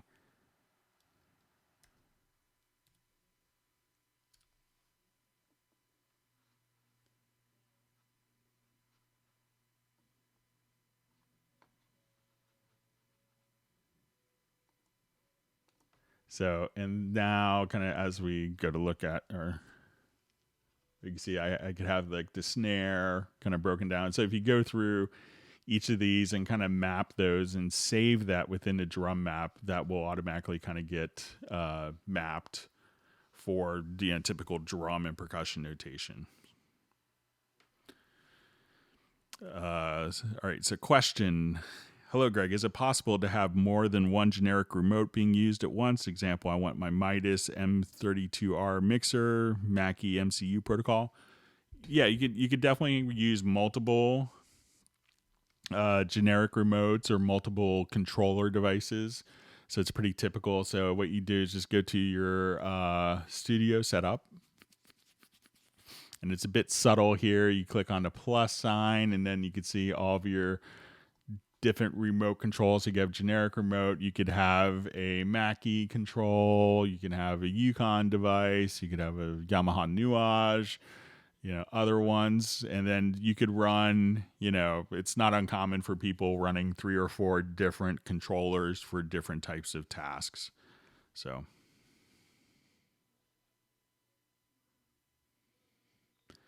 and then, if you have it also broken down to MIDI channels, but just make sure that you have the correct MIDI ports assigned there.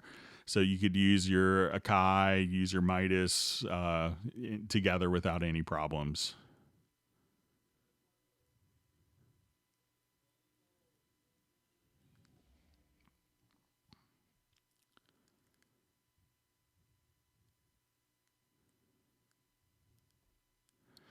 Okay, so we have a question. I've made a live recording in Cubase and I want to separate each song on the grid into their own file. So we'll show you how we could do that.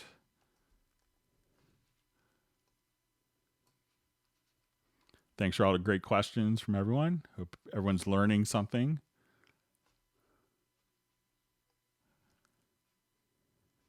Let me say I may have kind of a live concert here.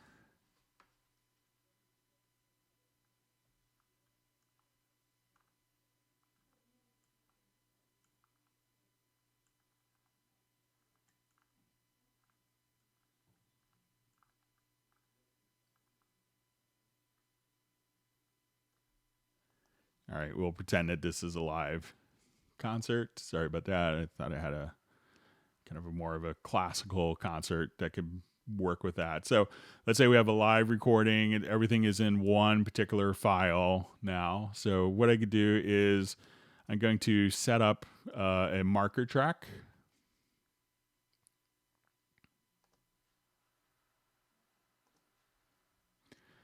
Okay, so I will select with the range tool. Let's say this is song 1. I'll add a cycle marker.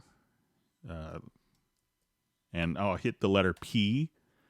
And then we could say this is song 1. And we could give the markers names if you wanted to. So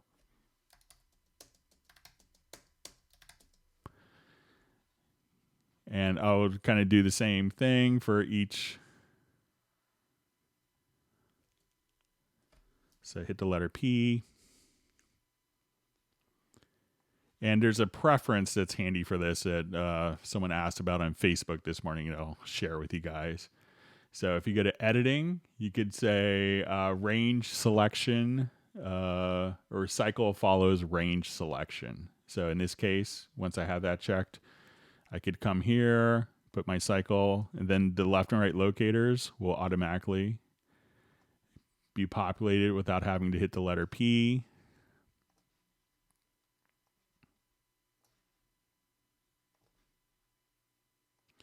So let's say this is the different songs broken out for each of the different files here. So we'll give it a name. So we'll name the markers, so cycle markers.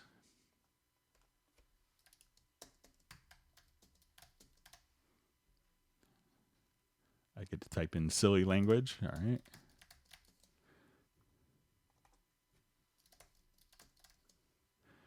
Okay, so now I want to do this. I can just go to export and we'll do our audio mix down. I will choose to create it into a new project. I'll do a stereo out and then we'll say use cycle markers. And at this point, I will choose to just come right over here. We'll just do a 16-bit, make it a little faster. And we'll say export audio. So now each cycle marker is used as the in and out points for the export, and this will be imported directly into the same project. So we'll just give it a second, let it do its work.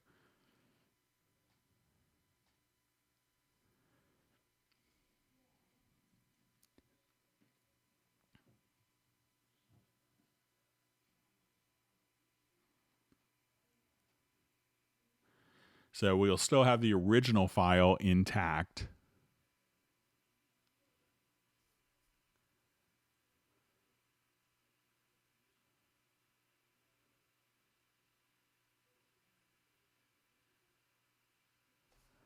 So now every one of the files is automatically broken out. And if you wanted to also, there's different settings when you do the export audio mixdown. I think I had it set correctly, but there's different naming schemes. And here you could actually have this cycle marker name be the name of the audio file. So now we have, as we've done this, we can see our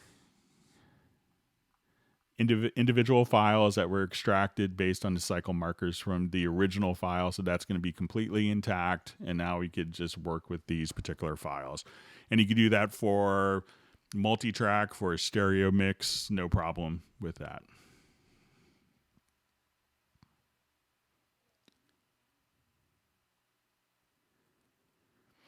All right, good to see Ambient Dave on the Hangout. He's been attending, I think he's made just about all of them this year.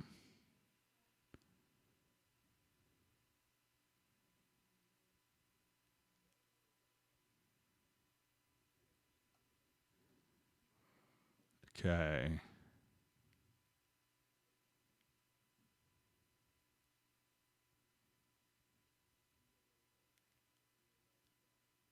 Okay, so we have a question. Hello, please. When you edit several tracks with Q-Link, EQ, for example, the other parameters follow the parameter of the track above, which the mouse runner is. If track has high cut at 6,000 or at 8,000 hertz, and B and C at 7,500 hertz. And if I edit with the mouse wheel, the A values of A and C automatically aligns with the same value except for the gain field. Is this a bug? It's a shame. If a shame that it does not work for gain 2, we could add more options with control, for example. All right, so let's give it a shot.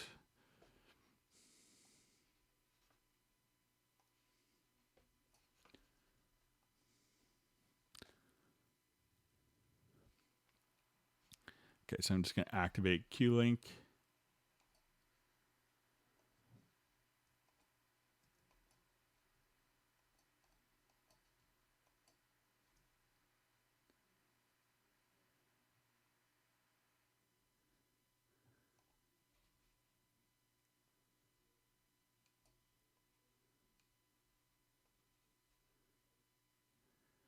All right, and let me just...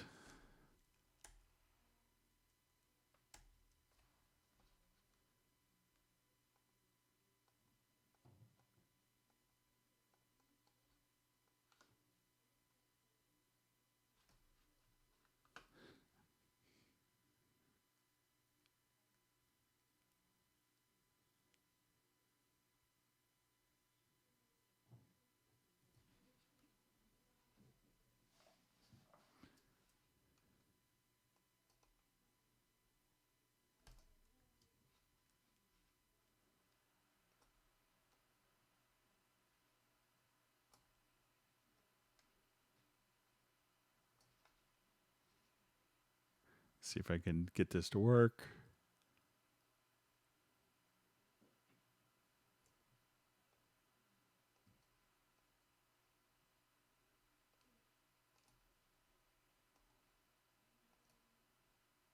All right, so those all seem to... All right, so let me... if I edit with the mouse wheel, the A values of B and C automatically aligns to the same value except the gain field.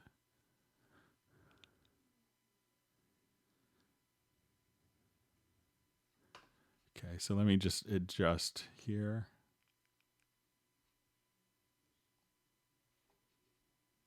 And see if that's carried over.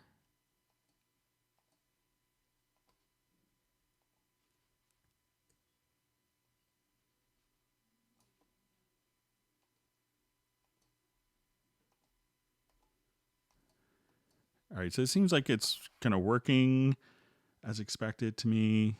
But let me just make sure.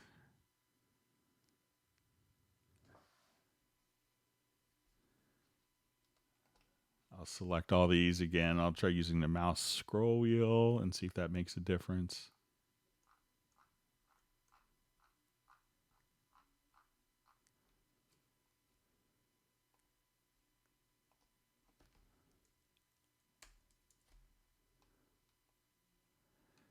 Yeah, that all seems to be kind of working as expected. But if I'm doing something wrong, Antius, just let me know if you want to send me an email. But that seems to be working. And sometimes when little stuff like this happens, sometimes starting up the program, holding down like Alt Control Shift or Command Option Shift and temporarily disabling the preferences and see if that makes a difference for you. But that seems to be kind of functioning as I would expect.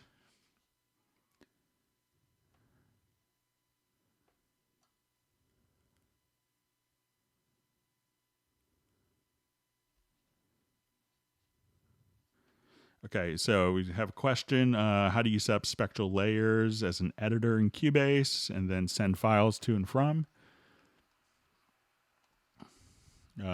So I think there's going to be another spectral layers hangout in a couple weeks. So keep your eyes open for that. But if you go to your audio to extensions, so I have this file selected here, audio to extensions, and just launch your spectral layers. So this is running as a ARA2.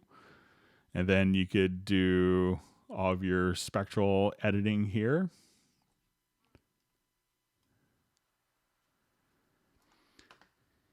And then once you're kind of done with this, what you'd want to do is just to, as if you wanted to jump back, you just kind of would choose to basically, write those settings or to flatten the processing. So if you wanted to just come over there, but that's kind of how you would get it to work back and forth between the two. So at this point, you may have to just choose to do like a bounce selection. And we could choose to replace events, and then you could go right back to where you were. So you can see the hole there where we did our spectral editing.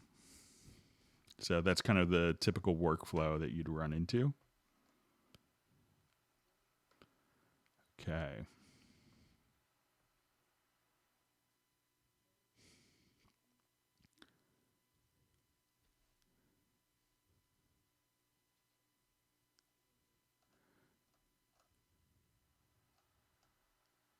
All right, let me just go ahead. My timeline jumped again. Let me just navigate back. Thanks again for all the great questions.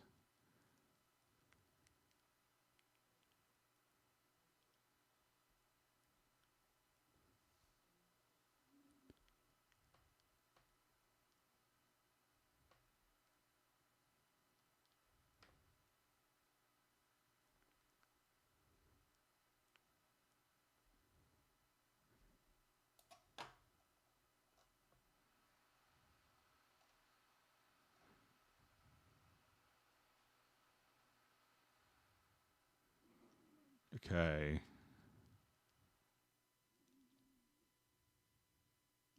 Okay, so I'm back to my timeline. Sorry about that.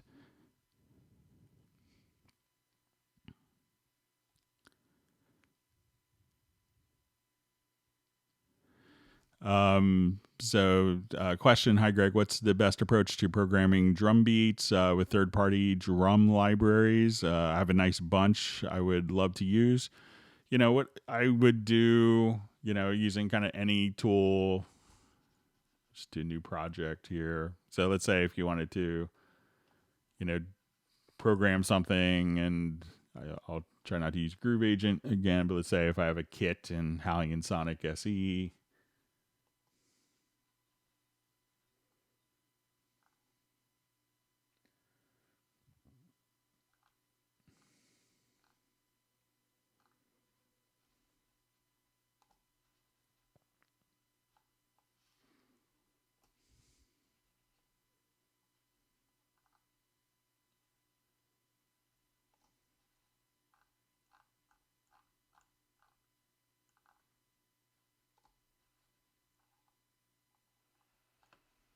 So we'll see what this is like here.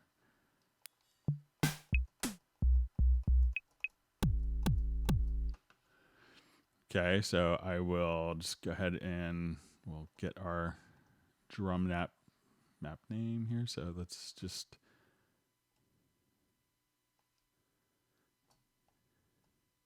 So I will go ahead and just make this into quick drum map.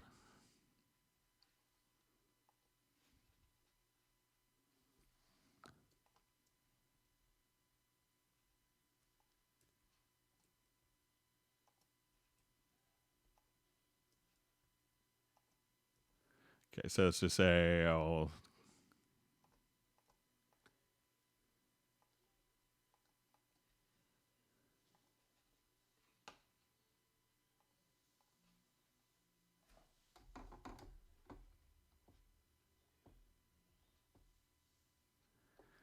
okay, let me change the MIDI channel on this.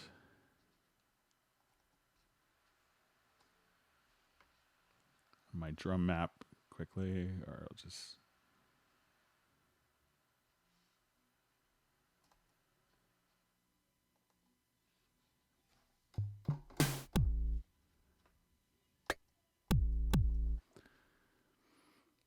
okay. Sorry about that.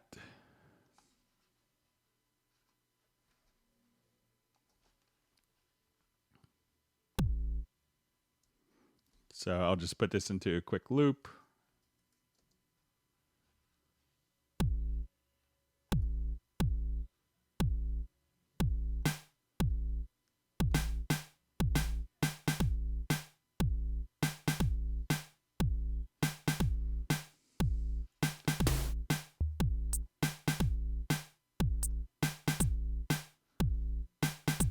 So, you know, if you wanted to kind of just come over here, and I'm probably the world's worst beat programmer. I haven't done it in a long time. So let's just say I wanted to.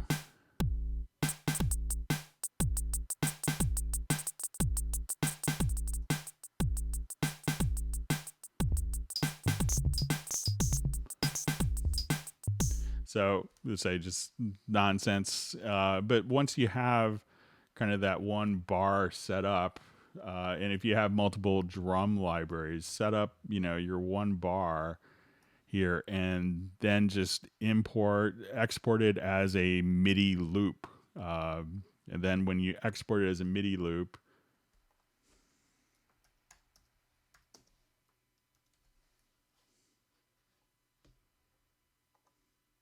you could just kind of drag and drop and have all your different patterns, and that will load up the presets, all the files, plus the instrument it was designed to actually be played back through.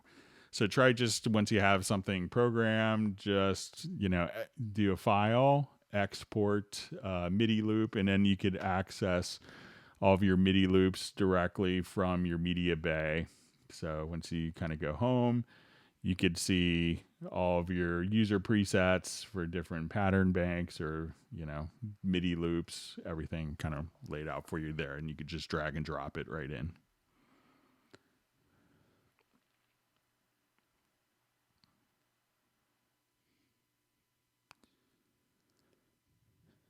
Okay, going through more questions. Thanks for all great questions.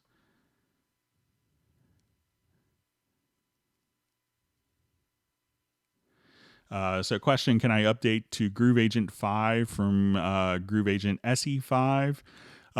There isn't an upgrade path from SE5 because you never purchased, you know, it was, since it's considered an included tool with Cubase. But if you had an update from version 4 or version 3 of Groove Agent, you could do that. But since you didn't actually spend additional money to purchase Groove Agent SE, as it's an included function and tool within Cubase, that's why there isn't like an upgrade discount, you know, because the upgrade or update discounts are kind of applied if you already have kind of invested into the platform. So that's why you may not see a particular update, but it's a you know, it's a wonderful addition. I think, you know, Groove Agent 5 is worth it just for the percussion agent alone.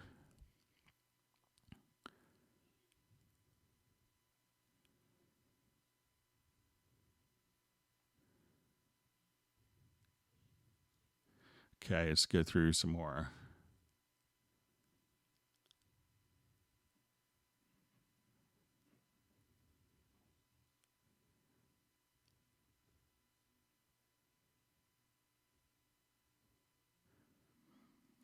Question: is it possible to lock MIDI notes of a track following a chord track so it does not change when I change the voicing, even though I lock the event with I change voicing, the notes change? So let's take a look. And I think we might be able to just lock. Let's see if we can. So let's say if I have my horrible drum program here, or I'll just do a quick chord track.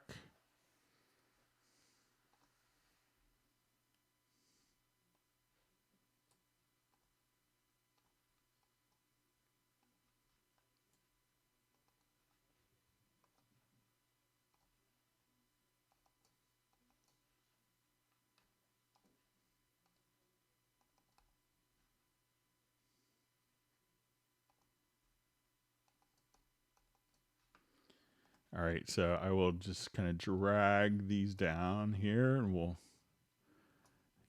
add a quick instrument track.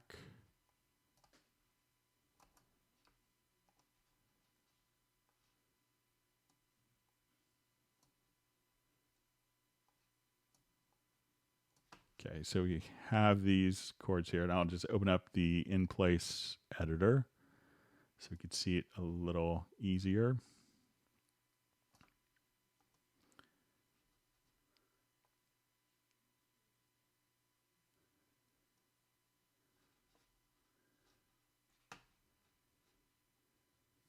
Okay, so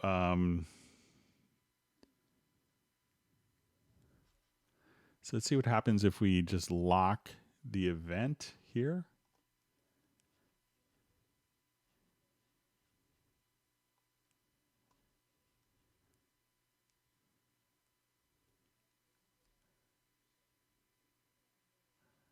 Okay, so let's say I have this instrument track here and it's locked. Let's see if I tell it to follow chord voicings.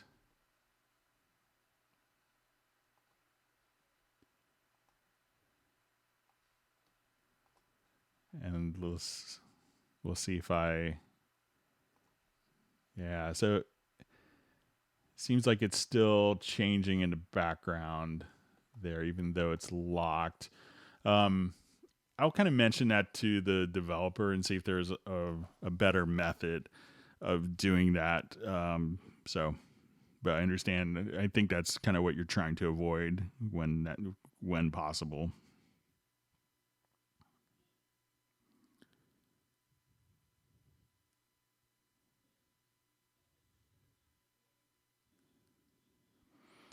So, question about drum replacement in Cubase: is it possible to recognize drum audio files to MIDI, like cymbals, hats, not only kicks, toms, snares? Generally, sometimes cymbals don't have the transients, but you could definitely do it. You may have to kind of tweak it a little bit, but yeah, you could definitely do other things. If you're doing a lot of intricate hi-hat stuff, like where the hi-hat is maybe opening and closing, it may not be as accurate, but you could definitely do that. But a lot of times, I've seen, there's a lot of people will do, all of that and, want to keep the real drums as well. But I understand where sometimes you may want to be able to, replace whatever that you need to. Okay.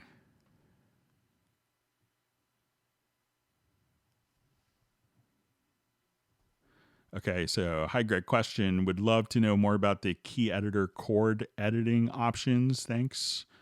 So let's take a look at a couple of these here.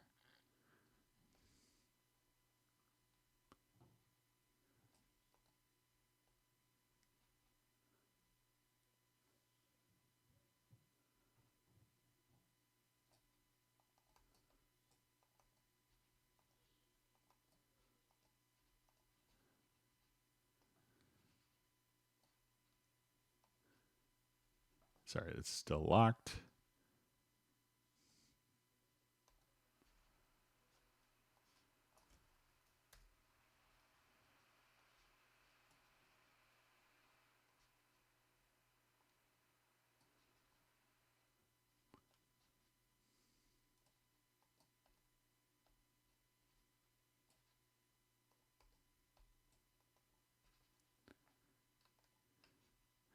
Okay, so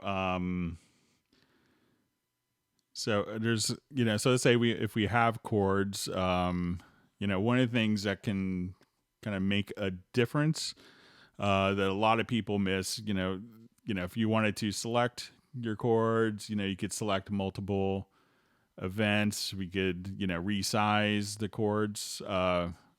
One of the issues, I'm not sure if they're one of the issues that a tip that I often pass on that a lot of people don't know is like when we look at the velocity for a chord, but we know that we know that we need to change, like this note is sticking out too much.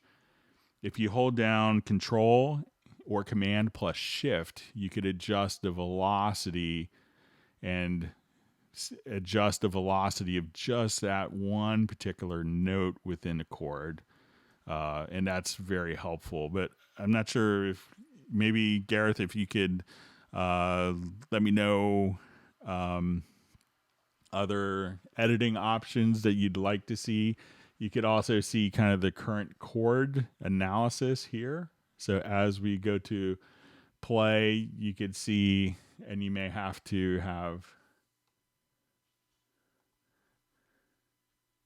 like the status line turned on. And if you had the status line turned on as it's going through, we can see what chords are actually being played back. But if there's anything else, just kind of, see if you could enter it in. We may not be able to get to it by the time the Hangout ends, but you could send me an email at clubcubase@steinberg.de.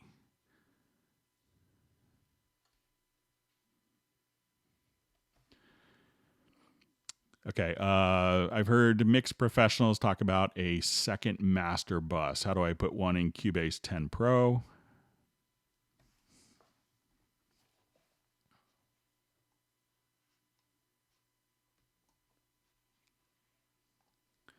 All right, just a couple of techniques for doing this.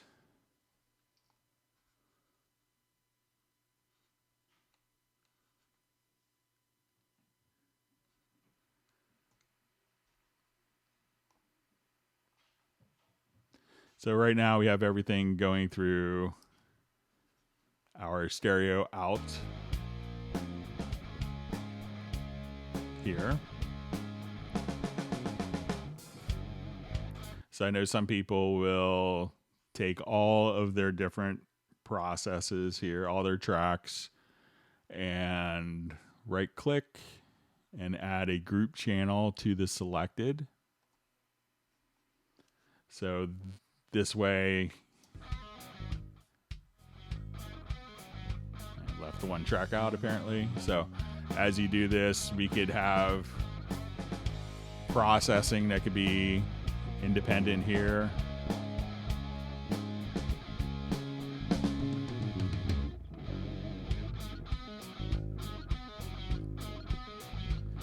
So that's one way. So a lot of people do like parallel processing as well. So, and we'll kind of show you this on drums.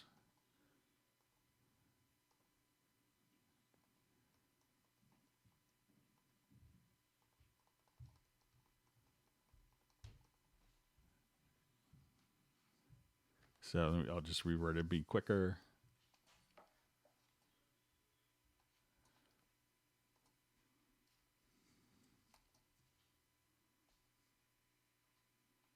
So you can right click, select the channels, and add a group channel to selected channels.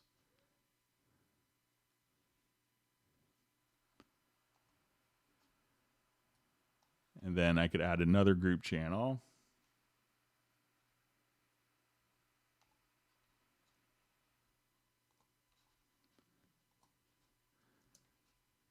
So as we want to come to our drums, this is summing all of my drums. But I could also go to my sends here.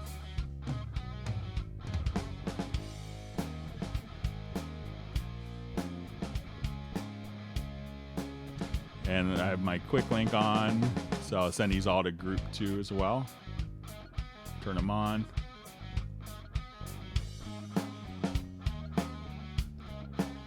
And And then you could do stuff like, I want to really squash this one with compression.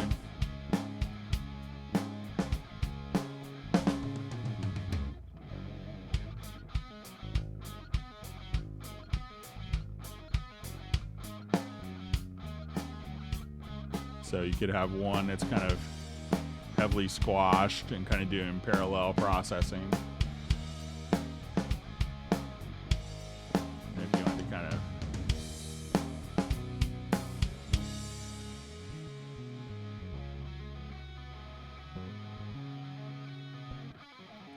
so you may have your drums like that, and then using a parallel channel.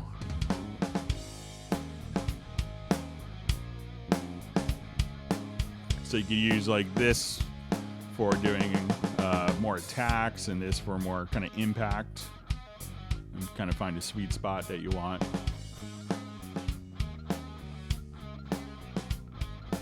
And then you could even have different spatializer stuff going on.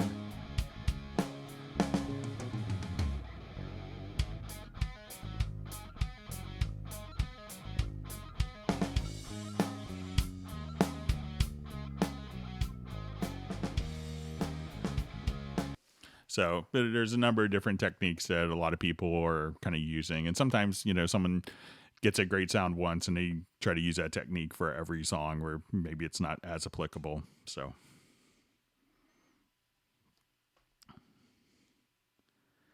All right. All right, good to see Orrin Bynum on Hangout. Would you please show me where to find those professional sounding vocal presets for beginners in Cubase 10.5 again, please? Haven't been able to find them yet. Good to see you on a Hangout, Orrin. Usually see him at the Club Cubase in DC that we would do kind of pre-pandemic. So when you go to add a track, we could add a track using a track preset. So we'll come right over here. So we'll say add track, right click or control click to add track using track preset.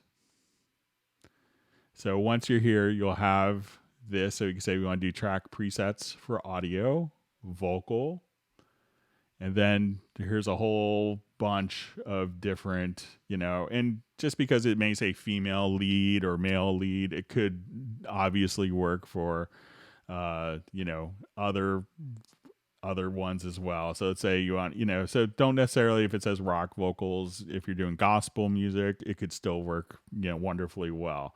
So say I just want to do background vocal. So now when we do this, we could see that we'll have our EQs, we'll have different plugins. So this have compression as well as mono to stereo, make sound wider, a little chorusing. So, you know, play around with those different things. And you could actually, you know, if I have my channel set up here, so let's say I have this, you could also just go to track presets. So once you're here, you could say, let's go to track presets on the right-hand side, audio, and then you could choose,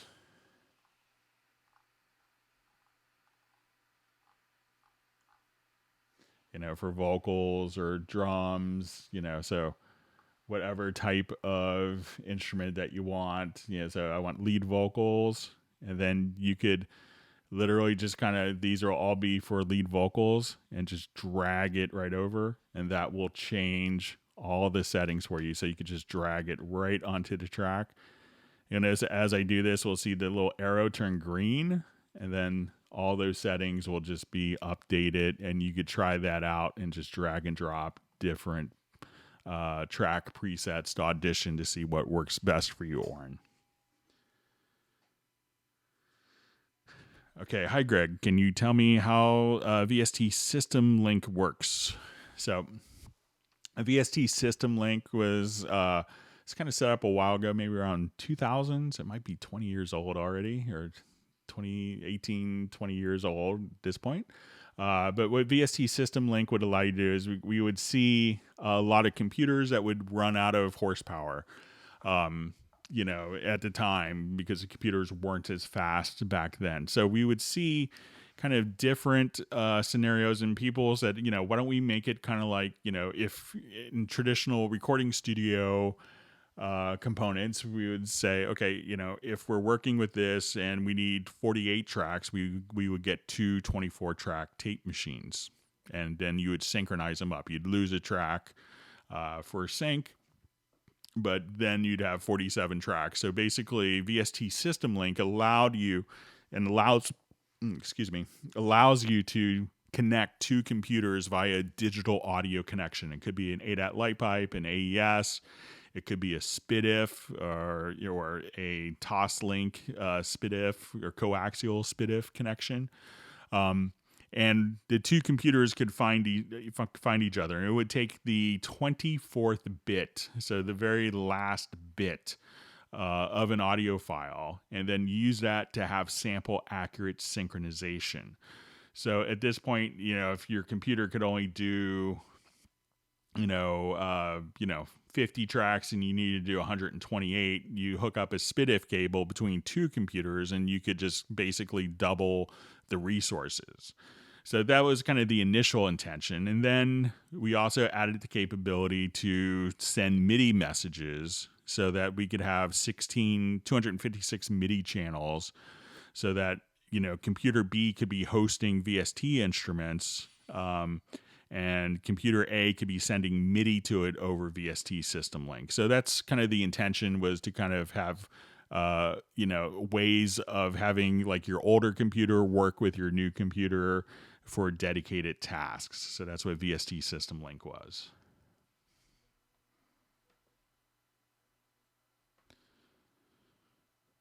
Okay. Hi, Greg. When creating music, is it better to use a compressor first, then EQ, or the other way around? I'm confused. Thanks.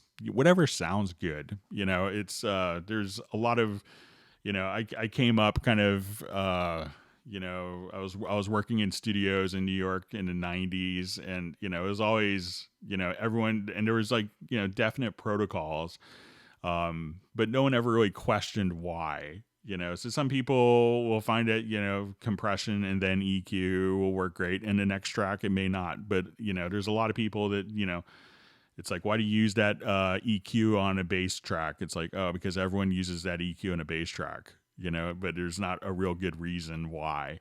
So it's really whatever fits and whatever works. If it sounds good, it sounds good. Doesn't, don't worry about what is first or last. But, so... Okay, so see, comment, maybe we could do a WaveLab hangout. Yeah, we could definitely do that, but we also answer WaveLab questions on here. So if you have a WaveLab question, don't hesitate to ask. So when we do kind of the the flyers for the hangouts, we always say it's for Steinberg Hardware and Software Solutions. So.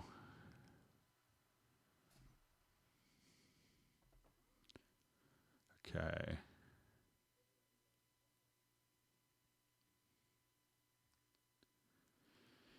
Okay. So question, what bit and sample rate for project do you recommend, assuming the hardware allows for project setting? What should be minimum for bit and sample rate? Sample rate could be a bit more subtle, especially depending upon the source material. But generally I work at 24-bit 44.1 for my personal projects. In my personal projects, it's really more of a laboratory environment to figure out workflows and stuff like that, but I wouldn't have any qualms recording at 24-bit 44.1. I would say like going from 44.1 48K to 88.2 or 96K would be more subtle than 16-bit to 24-bit. Our new URC interfaces offer a 32-bit integer converter, and that does make a difference as well. But it may not, be a huge difference on your source material. So if you're doing a lot of, if you're doing a lot of classical or kind of Americana stuff where it's, a lot of acoustic and very subtle and reverb tails, that can make a big difference. But I think a 24-bit 44.1 or 24-bit 48K, if you wanted to have it work with video, would be fine. So.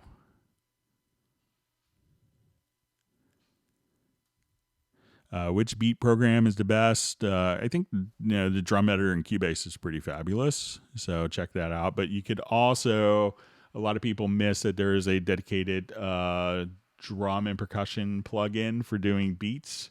So if you want to go to your MIDI inserts, you should really check out the Beat Designer plugin as well. And there's all sorts of great presets that come with this as well. So you could come over here and just start loading up different beat presets and trigger these in MIDI in real time and do flams. You have independent swings for each sound in 2 different grooves. So very easy to kind of program beats and integrate that with your Cubase timeline. So I don't think you really need to go for like a third-party solution.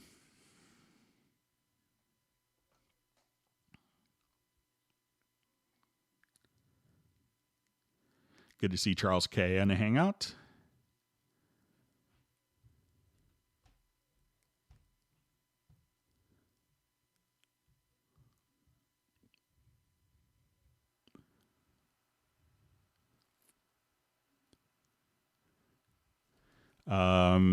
Hey, Greg, is there a way I can use a macro delete MIDI notes by using the right-click button on the mouse? So, I think if you have different MIDI notes, I'm not sure if you need to do a macro to delete MIDI notes, but let's say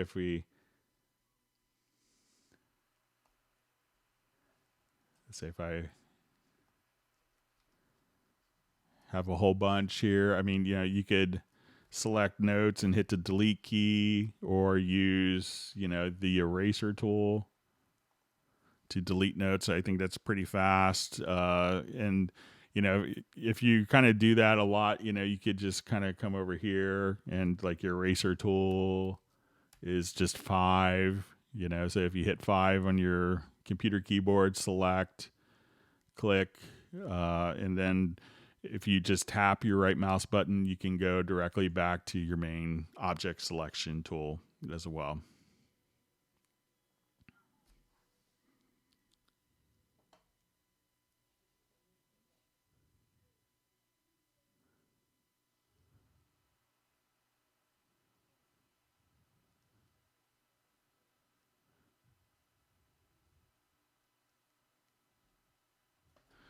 Okay, so Greg, many times when scrolling up and down with the mouse wheel, I end up accidentally changing settings, especially on the mixer view. How do I avoid this? And should this be improved? There's a certain, I know some people, when they come here, they may want to be scrolling up and down, and maybe this is like where they're at, and they accidentally adjust kind of your fader position. You can go through your unlimited levels of undo, but I think it's, it could be, some people would call it a first world problem, being wherever your cursor is at, that it's going to adjust, that whatever you're kind of, hovering over, that it will adjust that. So it could be one of those things that, try to be a little more, aware that, using to navigate with your scroll wheel, that, it could,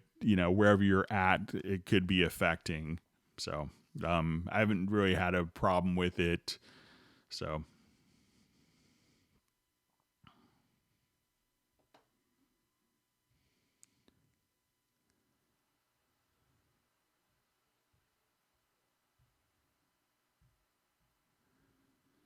Okay, so it's just saying more about, 2 master bus channels for mixing purposes. Yeah, and just to kind of do that, so let's say if I have 2 outs.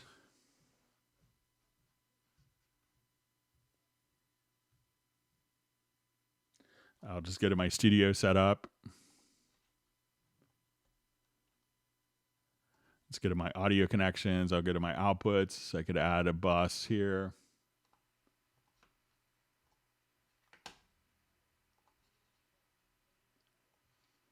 So now we have 2 outs, and if I wanted to right now, I'll just just erase that.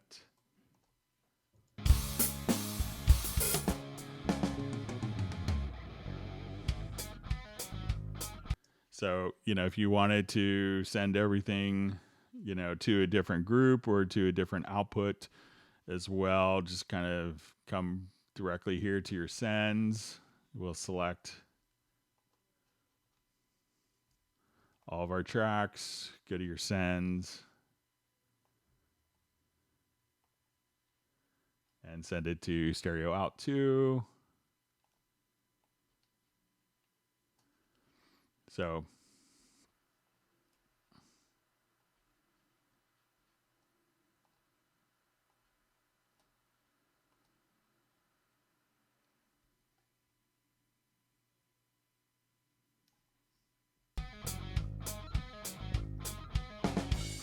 now you have it going to 2 stereo outs, but it could depend on how you have it monitored as well. So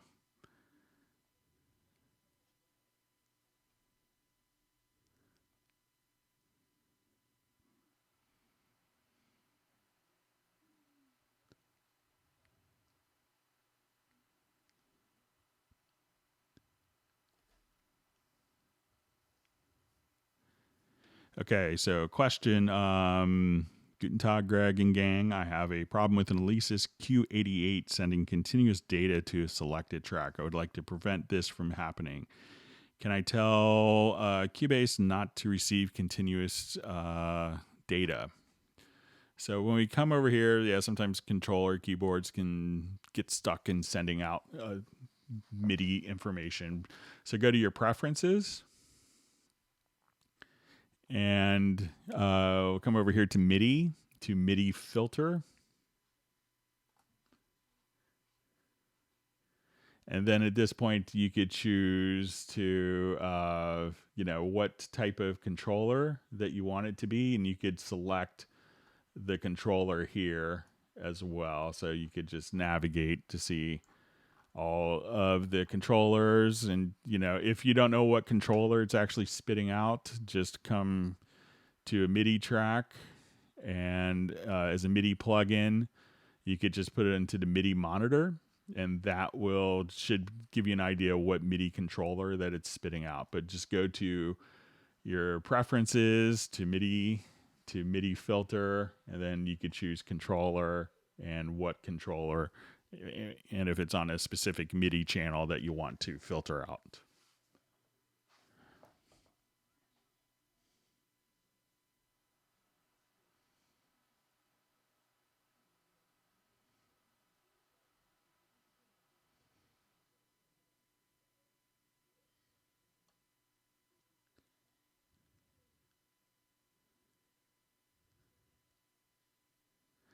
All right, seeing lots of great discussion on different mice that people are using to fire off macros and different functions.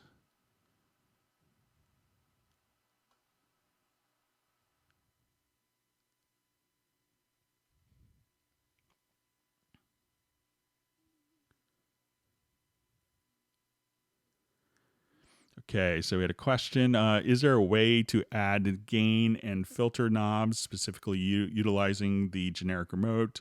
Example, the EQ frequency and gain can be set using under VST mixer selected, then value action. Yeah, I think we could do that. Let's take a quick look.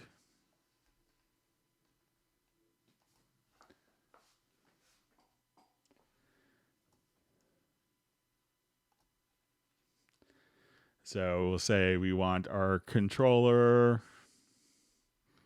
whatever controller it is. And I think if we go to VST mixer, let's select the particular track. So let's say I want to go to my kick track.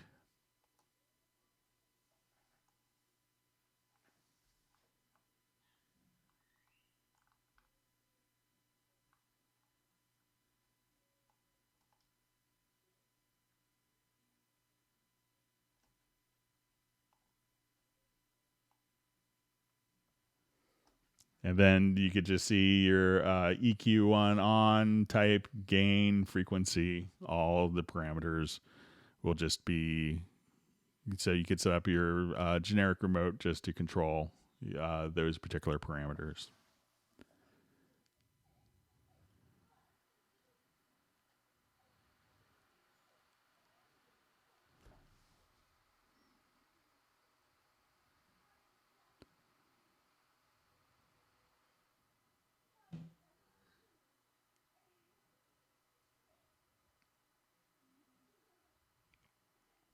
Okay, so we have a question. Hey, Greg, question. Is there a method to render in place 2 or more tracks of a VSTI and possibly keeping their original names track and avoid the empty extra tracks coming from enabled VSTI outputs? It really kind of depends. Let's see if I have a project that might be able to do this. Let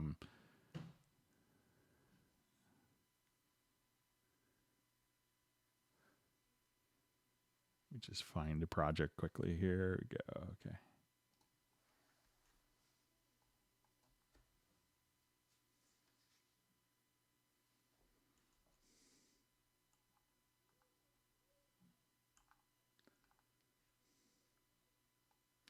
Okay, so let's say I'm here.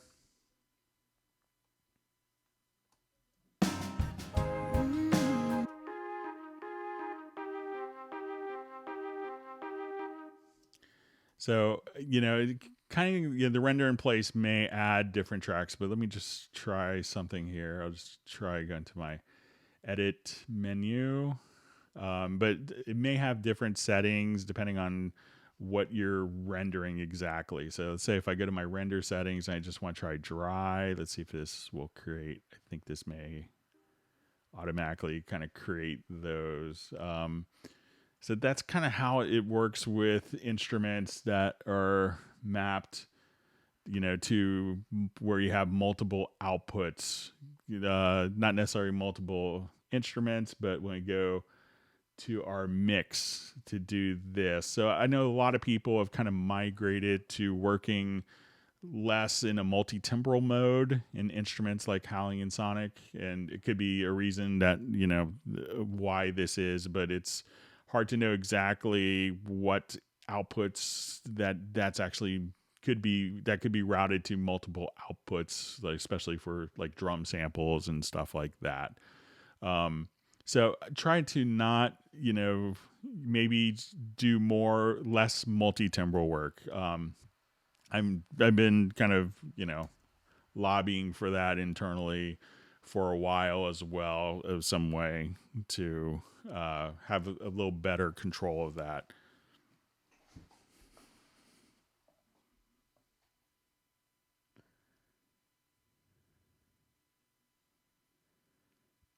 Okay, going through comments.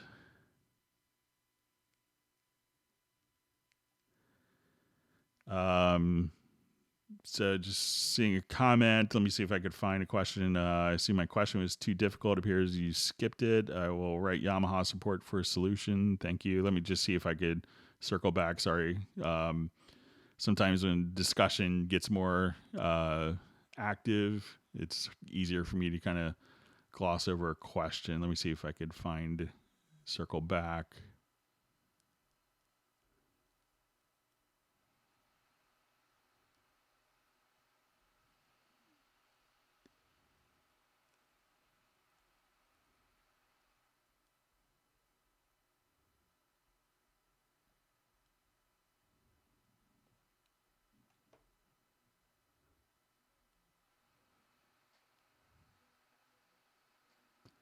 All right, so let me just.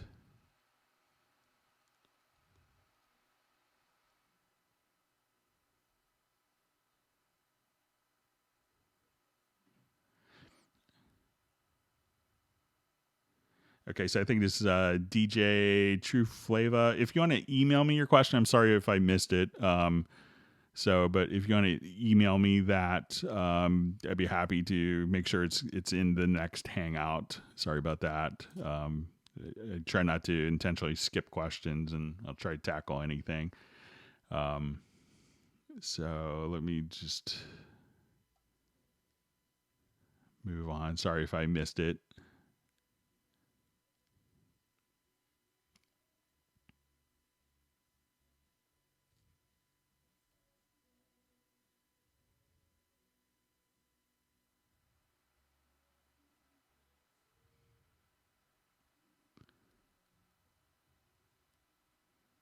Okay, so I see. So Charles, he also asked about a question. So hopefully, maybe re-asked your question.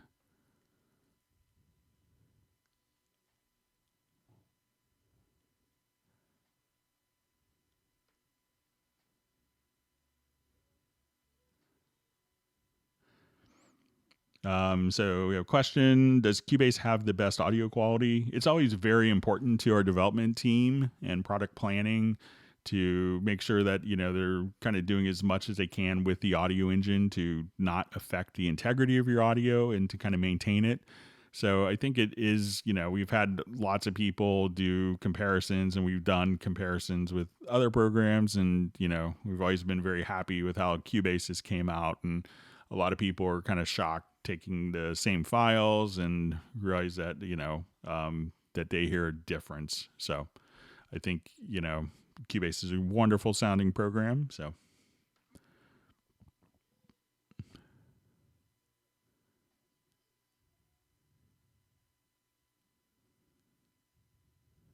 and other people are kind of confirming.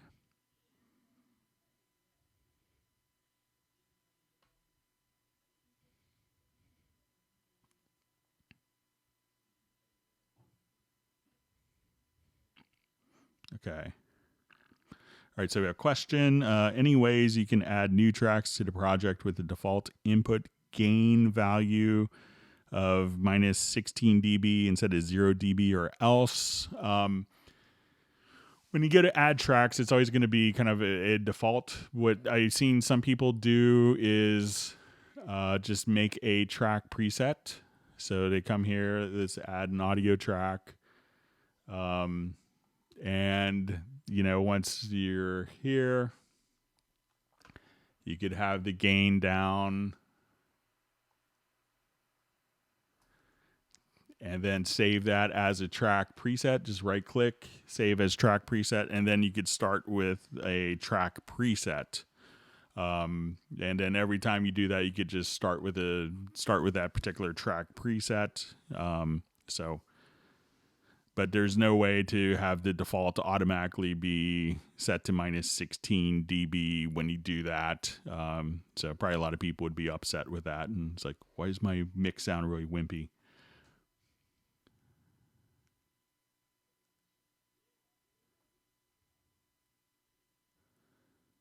Okay.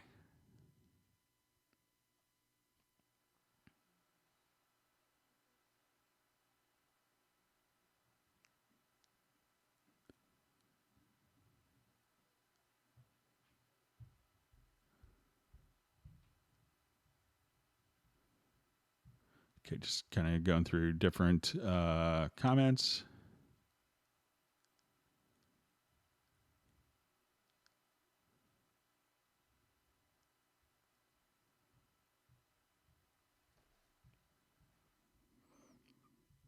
Okay, so mute or solo channels in a group track. How about the folder track? I tried different modifying keys for a solo folder track, but I could not get it to work. Thanks in advance. So, when you have again, a folder track, we discussed it a little earlier. We could think of it more as a container for organizing. So it's not going to have audio characteristics. So it's not really intended for that. So if I wanted to come here and let's just add, I'll put these smooth selected tracks to a new folder. Well, let's give it a shot here.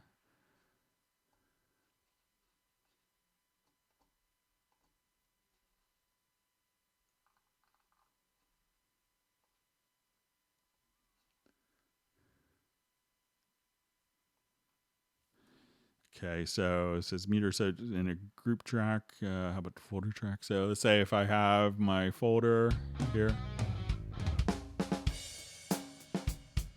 So that's just muting the folder track there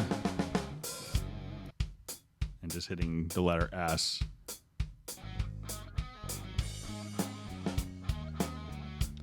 So it seems like that kind of works as expected.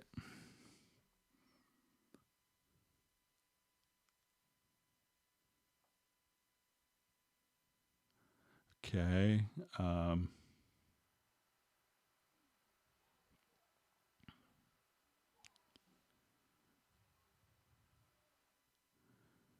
So just seeing different Cubase users. Yeah, so see someone mention Paul McCartney and Donald Fagen. I've helped both of them. And David Kahn, who does a lot of work with Paul, help him a lot. I have to email him after the hangout. Okay.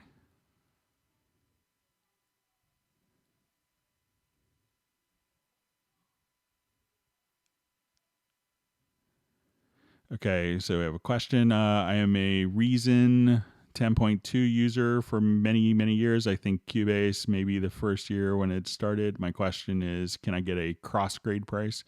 I think that you could check online, but there's generally different promotions for cross grades, but I think that might be eligible for a cross grade. So you could check online. So if you get to the Steinberg online shop, and you could see if there's cross grade promotion currently going on. I think it might be going on, or it might kind of go on and off with different promotions. Okay, so question, how am I getting my DAW audio piped into Google Hangouts? Thanks. I've been doing it for a while, and I came up with kind of a dual system. So what I do basically is I take, I'm using a Steinberg UR24C for my computer interface audio. So when I go to my studio setup, this is what I'm using. I take the analog out of that and a microphone into it's an older Yamaha USB mixer, so it's an MW12CX, I think, a typical kind of Yamaha license plate product name. And what I do is inside of OBS is what I have my Yamaha mixer, and this is what the broadcast is going to do. So the mixer is my microphone and a stereo out, and then I use that to broadcast through, and that way I could change sample rates. I don't have to do any like weird plugins or internal routing, which I haven't found to be incredibly reliable. So as I need to open up multiple projects or start new projects, I found that this has worked really well overall for me. So I kind of use, one audio interface for Cubase and another audio. And my friend John Barron, who does the Discover Dorco sessions, he basically just takes two audio interfaces. One is one is his Dorco audio output, and the other is his microphone. And then just feeding that through. So I found that to kind of work the best, and without lots of worry by me on my end as I'm doing a presentation that the audio is going to be bad.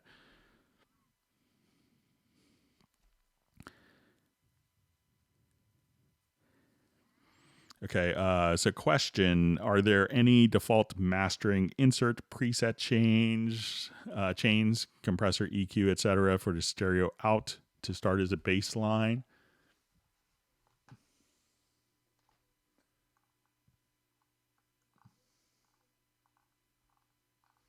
So I think if you start with what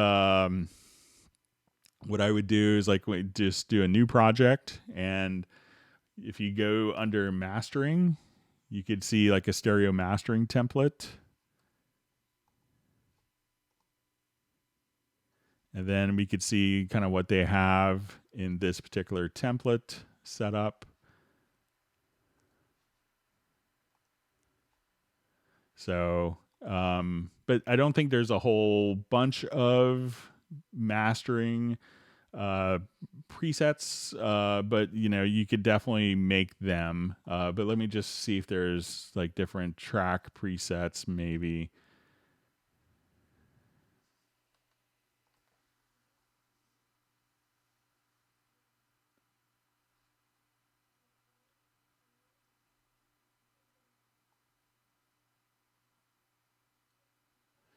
But if you go to, and some of these will probably work, but you'll see like different, like Alan Morgan, you see the AM presets.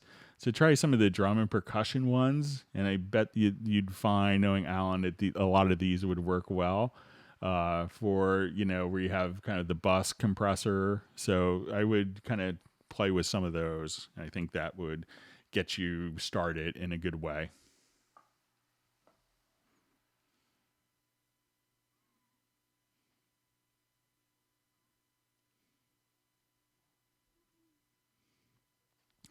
Okay, question. What is the difference between 64-bit and 32-bit processing precision?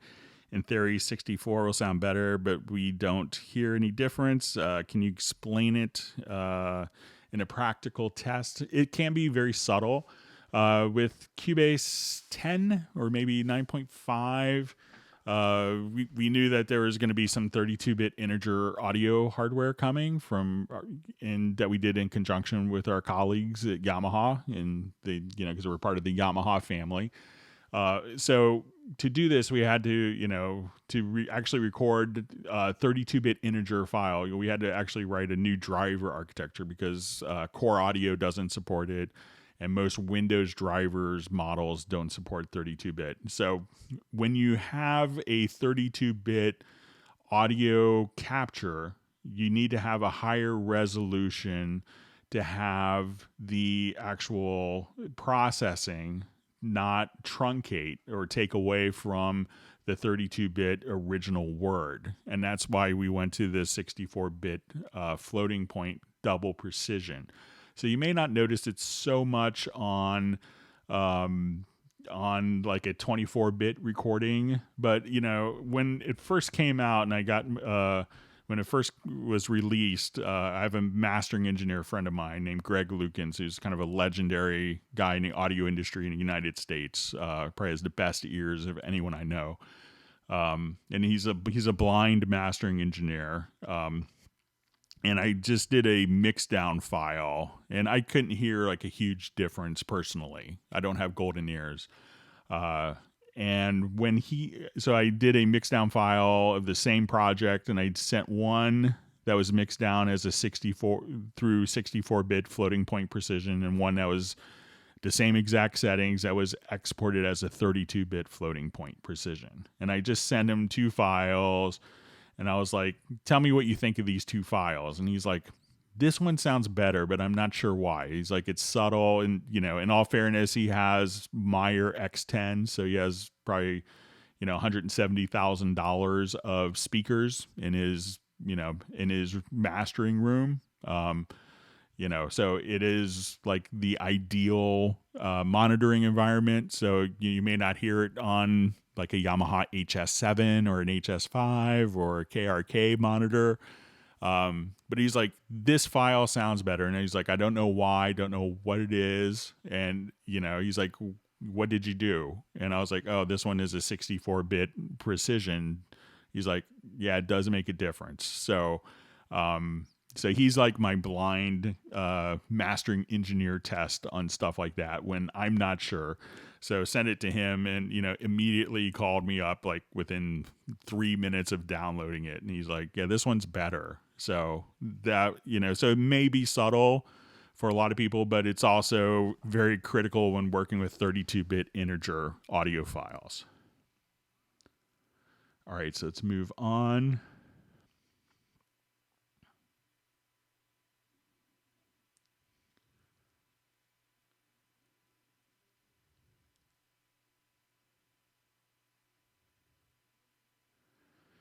Okay, question. How can I change patches, controlling program changes, and banks from my keyboard? So if you have a keyboard set up, you could go to, let's say, your studio setup. We'll go to your studio menu, to more options, and you'll have a MIDI device manager. So you could install different devices from a list. So let's say, and we did this on a previous Hangout, someone had a U20 older Roland keyboard. So now when we go to add a MIDI track, we could have this go directly out to our U220, and then we could have our patch name script right here. So as we see off, we could click, and then we could select all your patches by bank. So this way you could say, I want to look for this particular sound.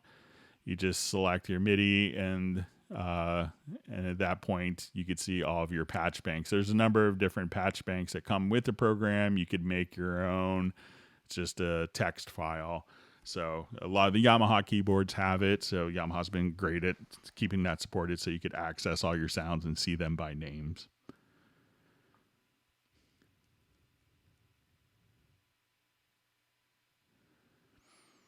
Okay, so I see question. What is the purpose of having apply in the display quantize and score editor? I click on it, it makes Cubase crash. That could be maybe a default corrupt preferences. So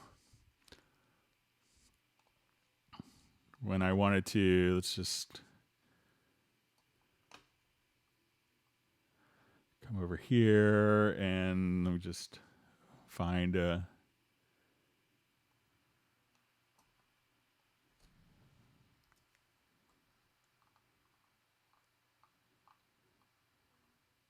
So as I go to my display quantize, let me just see.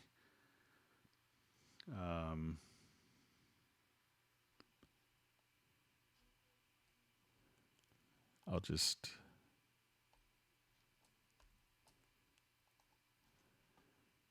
So as soon as I go to my display quantize here, I will just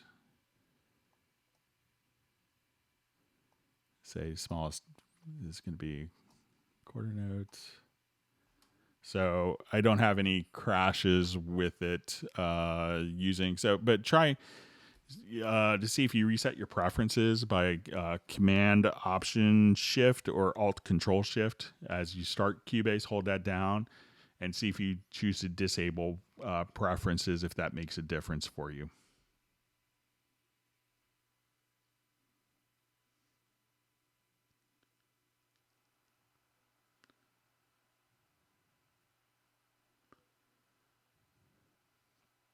Okay, just reading through comments. Thanks for all the great questions from everyone.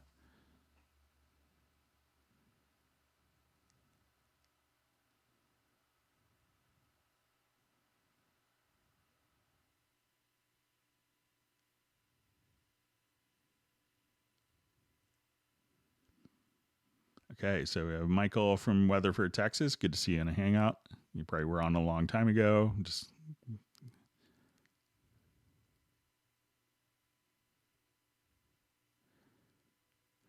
Okay, question. Can you go over the automation window benefits?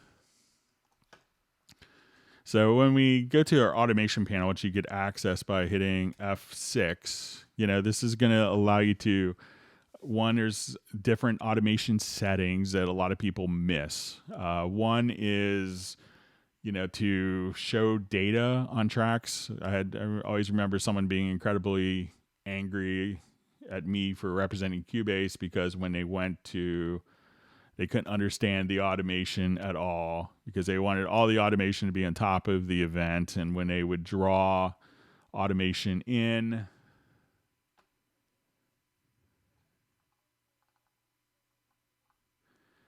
they couldn't really get a sense of what was going on in a waveform. So now when we come here, you could do stuff. So some of the settings will be like, where you could see the waveform in the automation. So if you want to be very precise and say, we need that point to be automated. If you're doing something, other things that are very helpful is being able to, I automate different parameters and I want to see them show up. So there's this function called reveal parameter on write. So I will write automation in.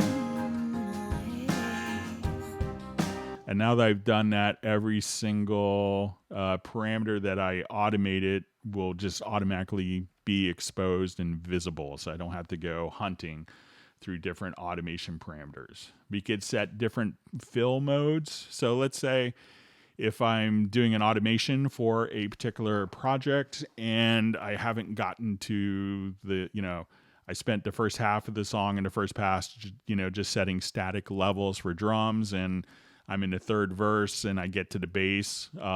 We could say do a fill to start, and then as I would touch the bass, it would automatically write that particular automation point at the beginning. Or so you could do different fill modes if I wanted to fill directly within a loop. Something else that's really handy is different suspension modes. So, a lot of times, I got this question once from a famous record producer. He's like, yeah, it was like, I wanted to automate, and they were just hoping that they were, coming here and automating volumes, and they were searching for EQ frequencies. They didn't realize that as they were searching for the EQ frequencies, I turn it up, you wouldn't mind. Up until that was okay. That they were actually writing all that as automation. So if we wanted to kind of go back, we could just say,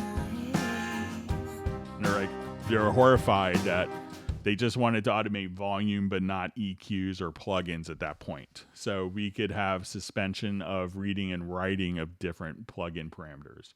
Also, you could just kind of come right over here and just say, I only want to see volume automation for each of the tracks, or I only want to see panning or dynamics or sends or inserts, or I only see automation that's used in the project. So those are some of the things that you could do with the automation panel that are really helpful.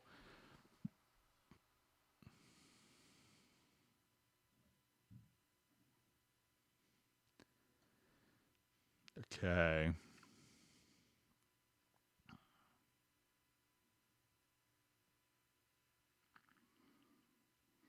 Okay, just kind of going through a lot of comments. Have to kind of wade through comments here real quick.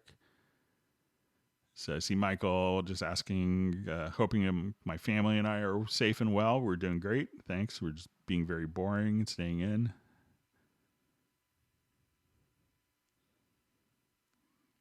Okay.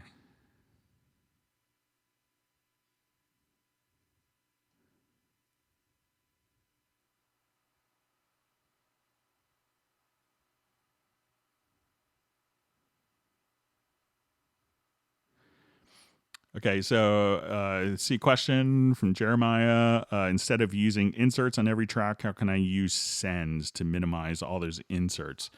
I see a lot of people when they're like starting a project, and it's it's kind of an interesting workflow to me where I see it so much where people use, I want reverb on 8 tracks, and they'll use 8 separate reverbs as inserts. And, a lot of times that doesn't make a lot of sense because you're using 8 times the processing power that's often needed. So what you want to do for a lot of effects can be shared, because you want like the reverb often to be kind of common between different ones. So instead of having a reverb as an insert on every single channel, what we could do is we could select all of our channels here. So if I wanted to go to my drums and I wanted to use one reverb instead of an individual reverb for each drum, then I could right click over here and say add effects channel to selected. We'll just, let's say I'll just put a verb in here.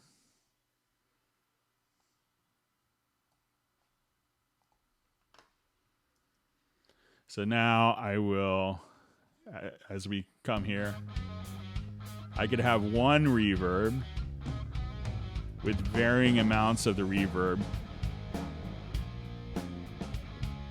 going, so it's the same reverb, but going to,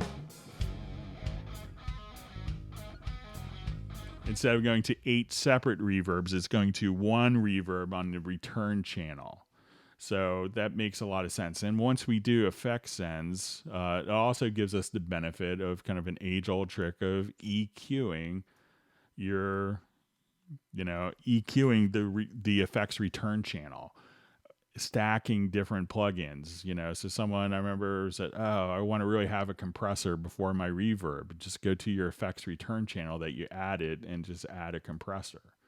So it's really easy to kind of take care of a lot of these things through sends. So this way, instead of running 12 reverbs on 12 drums, you run one reverb on 12 drums, and you vary the amount using the built-in sends. So it makes for a lot of sense. So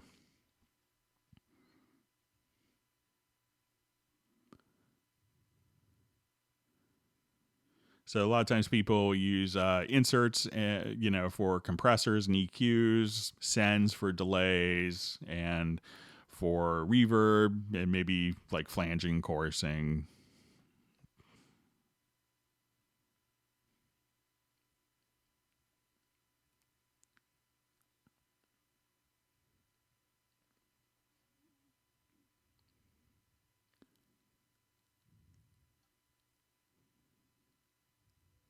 Okay, just going through comments. I know we have people who sent some questions in. So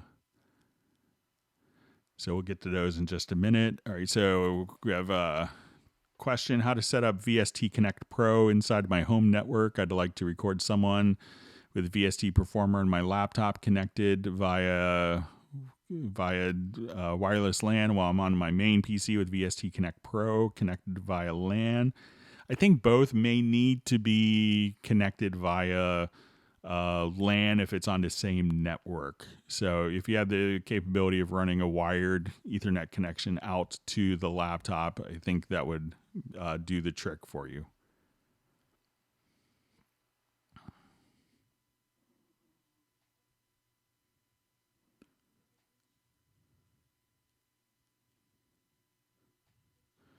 Okay, so question. Hey, Greg, how do I open the drum editor when I click on a part? Nuendo defaults to the regular note editor, and I have to go to the menu to open the drum editor.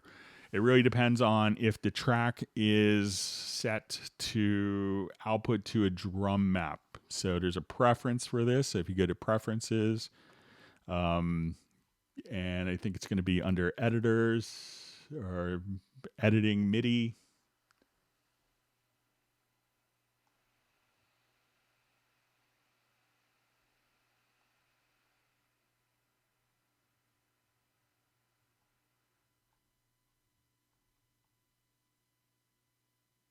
Right, well, there's a preference, or I'm just forgetting where it's at. All right, so if I double click now, we get our piano roll editor.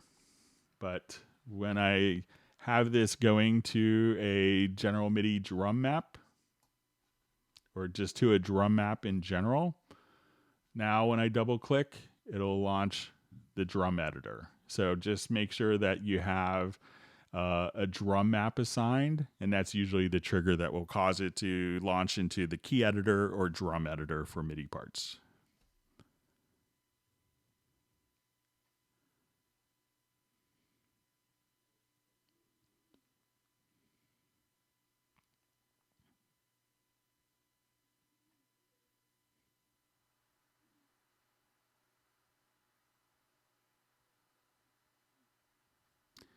Seeing a really nice comment. Greg, I'd like to give your son a little present. He's very nice and patient. Don't know how. Maybe if others join, we can put some money together and buy him something that he really likes to have. That's very, very kind, but I couldn't really ask for that. But that's a really nice gesture. Thank you. I'll pass that on to him, and I'll try to get him some Legos. Tell him it's from a group. So.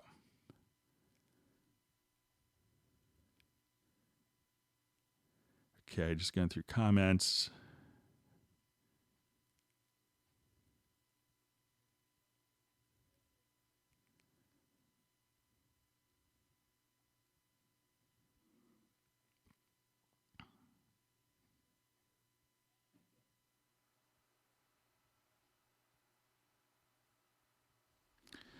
Okay, so I have to print out a master file to a client for a mix I did. Mix consists of 65 tracks. I would like to know, how do I give him the track outs with all the plugins in a WAV or AIF format? There's a couple of different ways to do it. One is to just, for all the audio tracks is, select all of your tracks and, do a render in place. So go to your edit menu to render in place and go to your render settings, and just, you could just say, let's do our complete signal path. And that will give you, the different automation. It'll give you your effects, everything kind of just stemmed out. So that would be like the fastest way to do it. So a lot of people think of render in place is for virtual instrument tracks, but it's really, you could do it works great for audio, and there's a lot of advantages for using it in audio.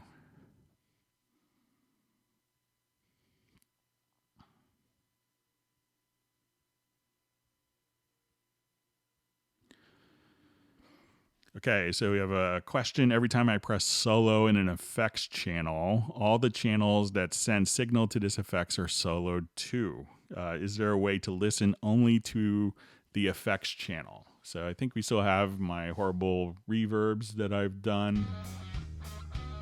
All right, so glad I still left it up. So the trick is you'll have your reverb return here. So we'll kind of come right over here, and if we solo this,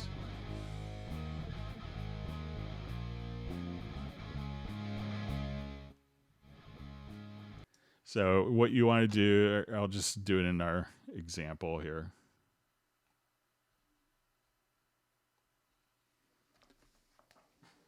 So you want to have the control room active and configured. So we'll just kind of come right over here. Let me revert this.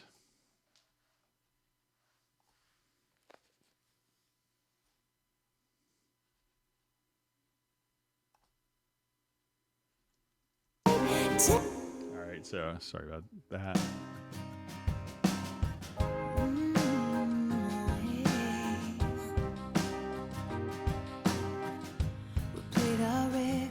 Into the night. So when I do this is going to solo the source track, like our vocal and the reverb. But if I click on the L button, so again, we want to go to your audio connections, and then we want to make sure that the outputs are set to not connected, and in a control room, right click to add monitor to make sure that that is connected. So now solo, but if I just click on the L button, then I'm only hearing the reverb without the source track. So that solos the source track and the reverb, and click on the L, and then that's only the reverb.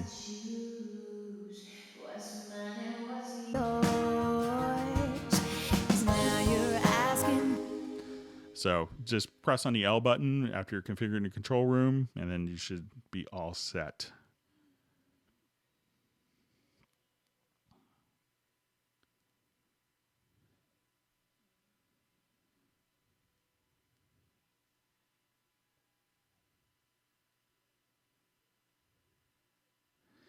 Okay, it says I activated a project from a backup folder. However, Groove Agent only shows the MIDI file and did not bring back the drum set used. Any suggestions how to get it back?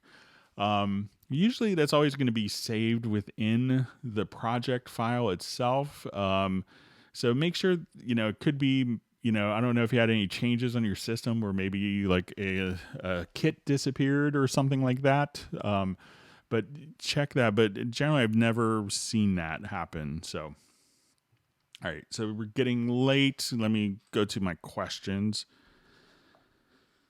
Okay. All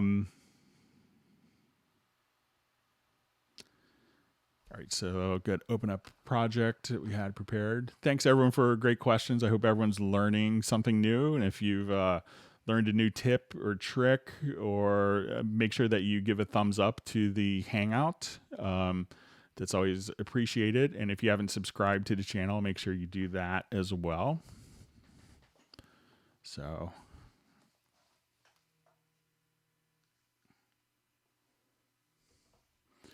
Okay, so we had a question. I've been looking for a way to automate via the Project Logical Editor, a way to move the selected track to an already existing folder, but with no luck. Any tips on how to achieve that? I don't know of a way to do it with the Project Logical Editor or through a macro. I will keep kind of playing around with it. I spent about 45 minutes to see if I could come up with something clever, and I failed this morning. But I don't know of a way to do that. Another question. The other thing that's been driving me crazy for a while is that when I open a MIDI editor in a separate window, the position of the project cursor is always somewhere else. I'm pretty sure there isn't a way to sync this, but if there's a way to pass this on to Steinberg and solve this, it would save so many people a lot of time. Just make sure that, when you click on an event, I'll just change my preferences here quickly. So when you go to click on an event, and I've seen this, when people are doing this, where you could say, I click on the event, that you may have the cursor kind of be outside of the range. So that could be something to, so make sure that, when you're doing this, that you're kind of in the same, so if I double click here, the cursor is still there, but this part is we're only looking at the editor for that bit of data. So I think if you're kind of cognizant of that, that may solve your problem. But if you have maybe like a picture or a little video you could share, that could be helpful too.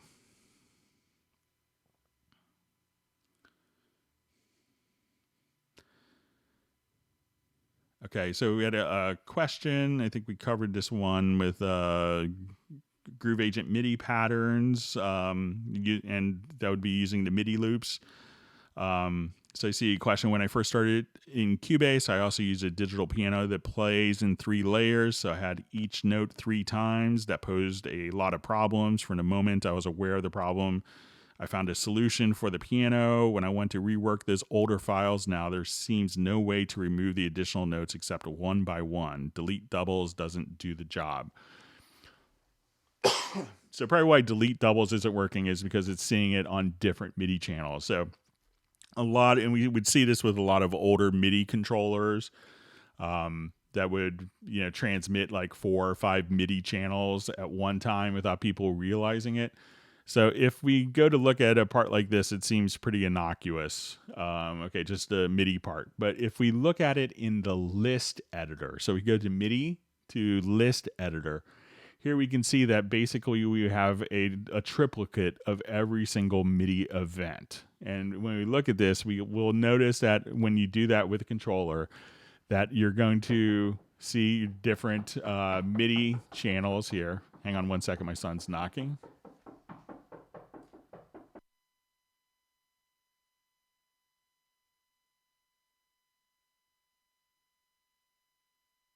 Okay, I'll be right back with new movie. Hang on.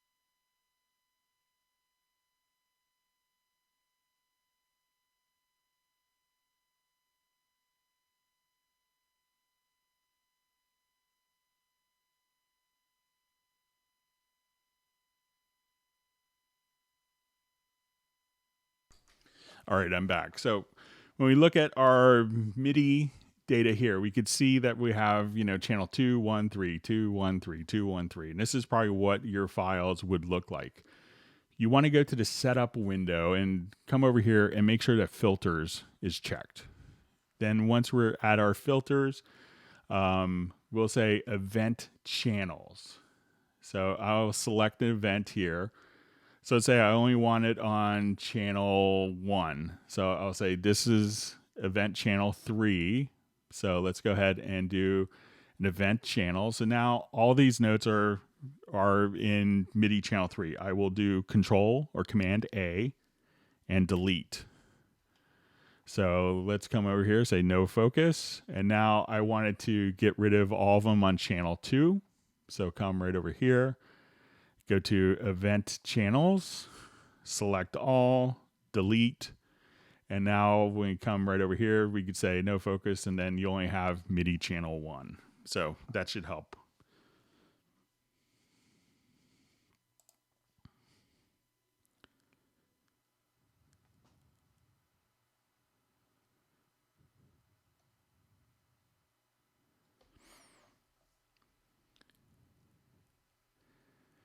Okay, so we had someone that had mailed a number of suggestions in.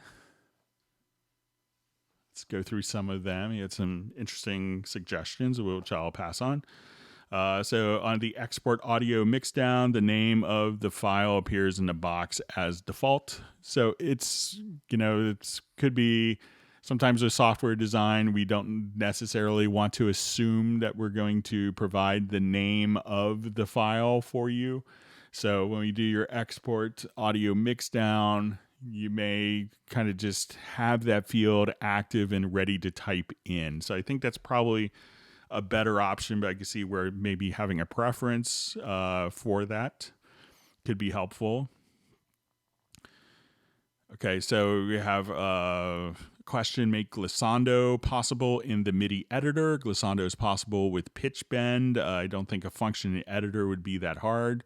People could do all sorts of new experiments with that. So when you kind of get into, a lot of people use a MIDI controller 65, I believe.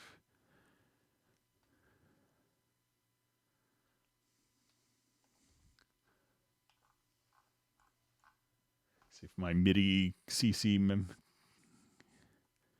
as portamento, but a lot of times it's, that won't really do anything if the instrument itself doesn't support it. So it could be really dependent upon the instrument and how that instrument reacts, but not MIDI messages that do that. So that's probably why you don't see it a lot. So another comment, many of the presets in Retrolog and Pad Shop are too loud to the effect that some of them almost clip, making them softer would save time. So it really depends on every single project. So some people, I hear that from other people, and then some people say that they're not loud enough. So, it's kind of, the presets will come in and you could adjust as the, presets are, introduced into the project, for the particular project.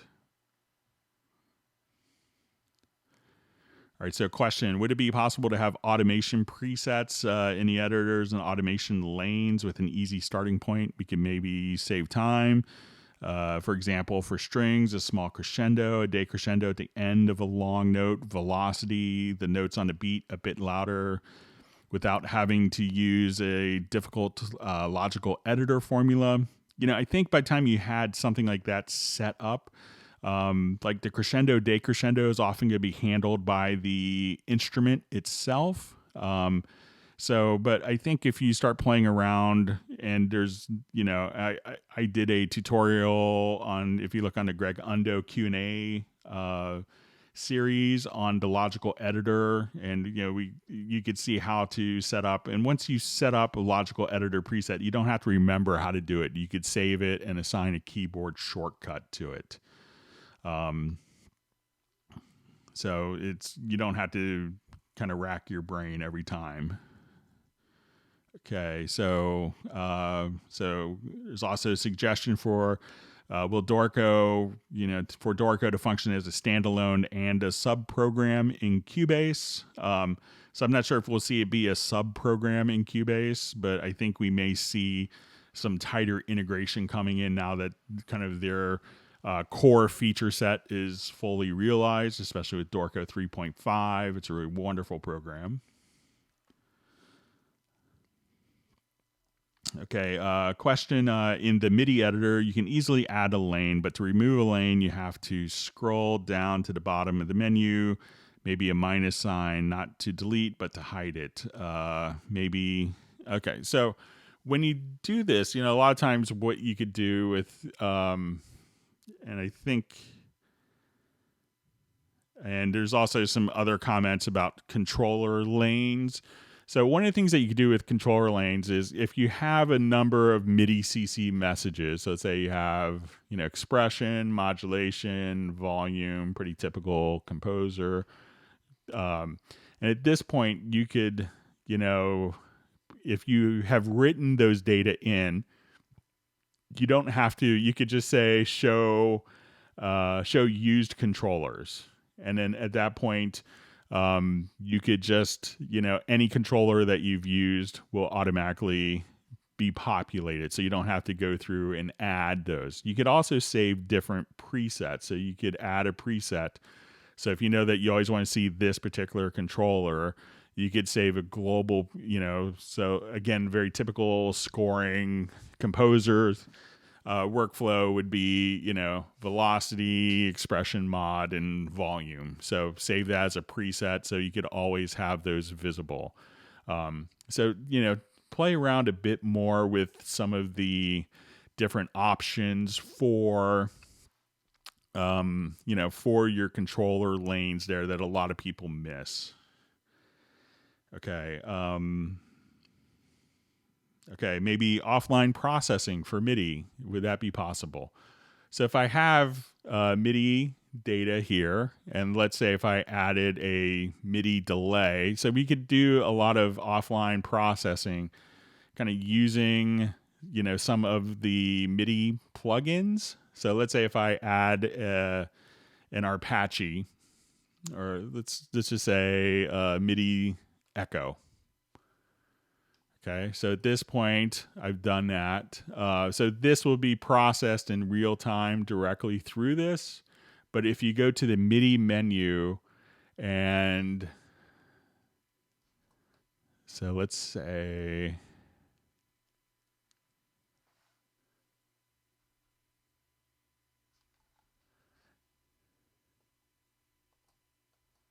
I'll just do it with an arpeggiator here real quick.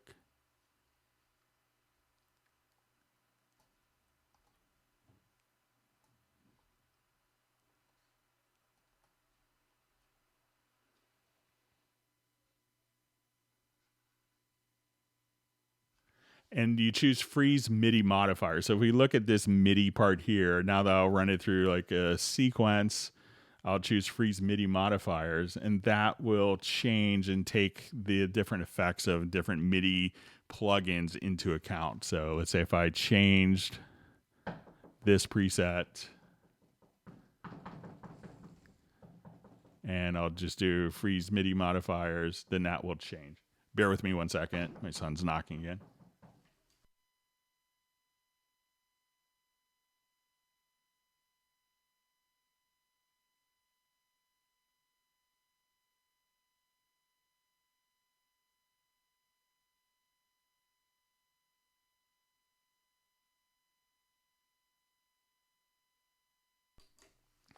All right, I'm going to change some of the entertainment options one more time. You didn't like my last selection. Bear with me, sorry.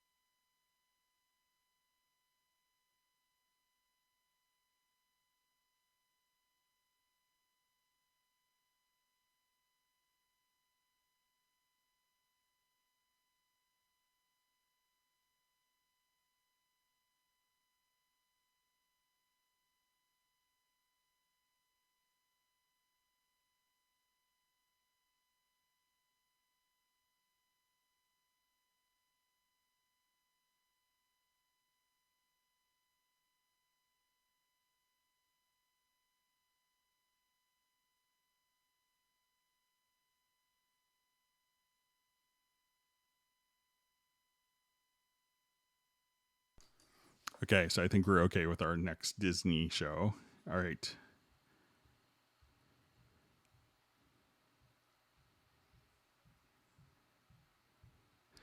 Okay, so we had a question, maybe two possible tempos. Is it possible to have two different tempos in a transport bar? The highlighted one would then be active.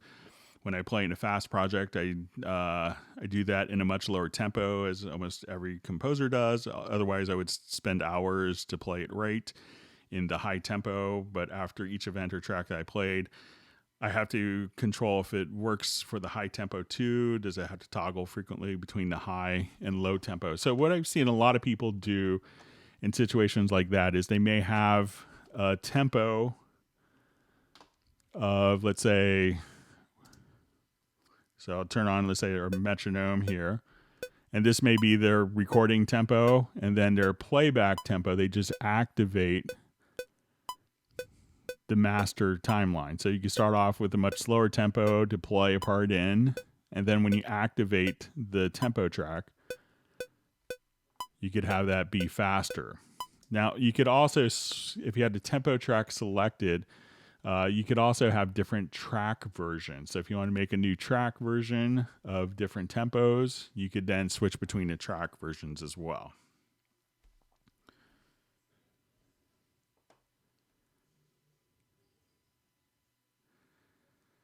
Okay, and then I also see horizontal line in the automation areas could help to see if you're higher or lower than 2 measures ago. The line could be horizontal at a place you choose, or oblique. Example, the overall line should be crescendo, but within the overall line, you could have diminuendos. So, if you have the, and we discussed this a little bit with some of the fill options. So let's say if I'm here, and I'll just hide this quickly. So I could have my automation just kind of show up as to start and fill to start and end. So, and I could click there, and as we go to automate a particular track, I could just come here. Then that will automatically be written at the beginning and the end of the project.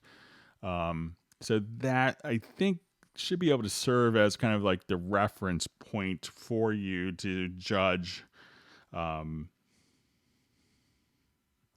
So that way you have kind of the automation data to use as a reference. And then also, you'd prefer not to work, or he or she would prefer to not work with a dongle. Can there be two systems? One that's kind of a cloud-based and one that's a USB-E licenser. So the current system is the USB-E licenser. So I'm sure that they're investigating other options for future, but that's currently what we have now. Question. Would it be possible to adjust latency in fewer steps? It really could depend on your audio interface. So a lot of interfaces, you could adjust the latency through a control panel, but you could have a keyboard shortcut that will take you there to the control panel, and it's really 2 clicks to get to your latency, but it could be different for every single audio interface. But I don't think that's too bad.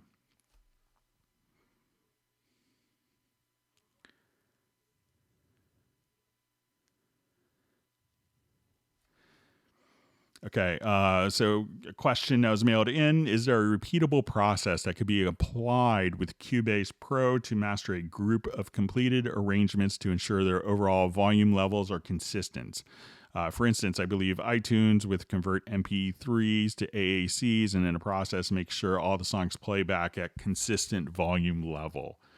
So if we have a number of tracks here that have different volume levels that we want it to be consistent, and probably, if you're doing anything for delivery or broadcast, you'd want to work, probably be aware of loudness units. And we could do this now if we go to your audio to process it. So I just selected a number of files here, and we could go to normalize. So let's say if I was delivering for Spotify, I could just come right over here and I'll just hit minus 14 loudness units. So we could just adjust our loudness units here.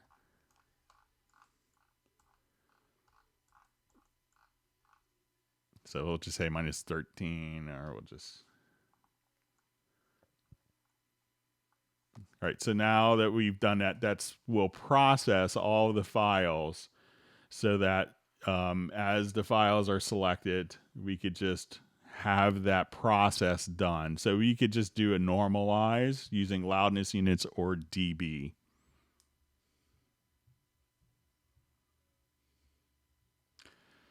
Okay, question. Apologies, I forgot to ask one more thing, if that's okay. Somehow I've managed to make it so that when I load up a plugin or a VST up, it doesn't appear on the screen, and I had to press the green E button.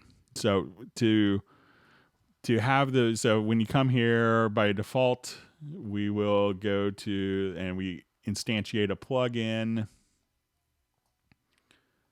You know, we can just have the plugin automatically appear. If you don't see that, it's probably going to be, if you go to your Cubase, to preferences, and if you can go to plugins, make sure that you have open effect editor after loading it. So if you don't, that probably got unchecked. So try checking that, and then your plugins will appear as you load them again.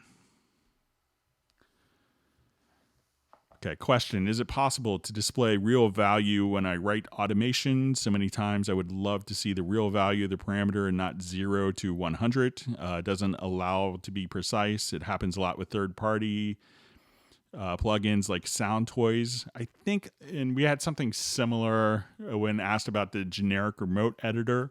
And I believe it's how the plugin is written that's causing that. So, so you may want to check to see, you know, if it's only doing it with those particular plugins, they may be kind of doing something a bit more generic that's limiting you with that function. So I believe that's what's happening. So we had someone in a Hangout or two ago was talking about having the capability of not, you know, the amp plugin, that they couldn't get it as precise as they liked. And it was just the amp plugin was written that way.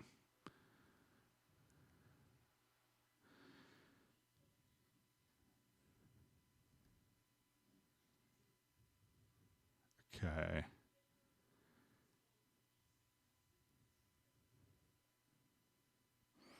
Okay, so I saw a question is sent in. What is the yellow range that you can draw in this sampler track? Didn't use it yet, so I'm not sure that when we go to our sampler track here, let me just drag a file in. So I'm not sure what the yellow area is. So I'm not sure if it's maybe like an envelope area, or, you know, or the yellow, it could be based upon the color track. So I'm not sure the drawing in.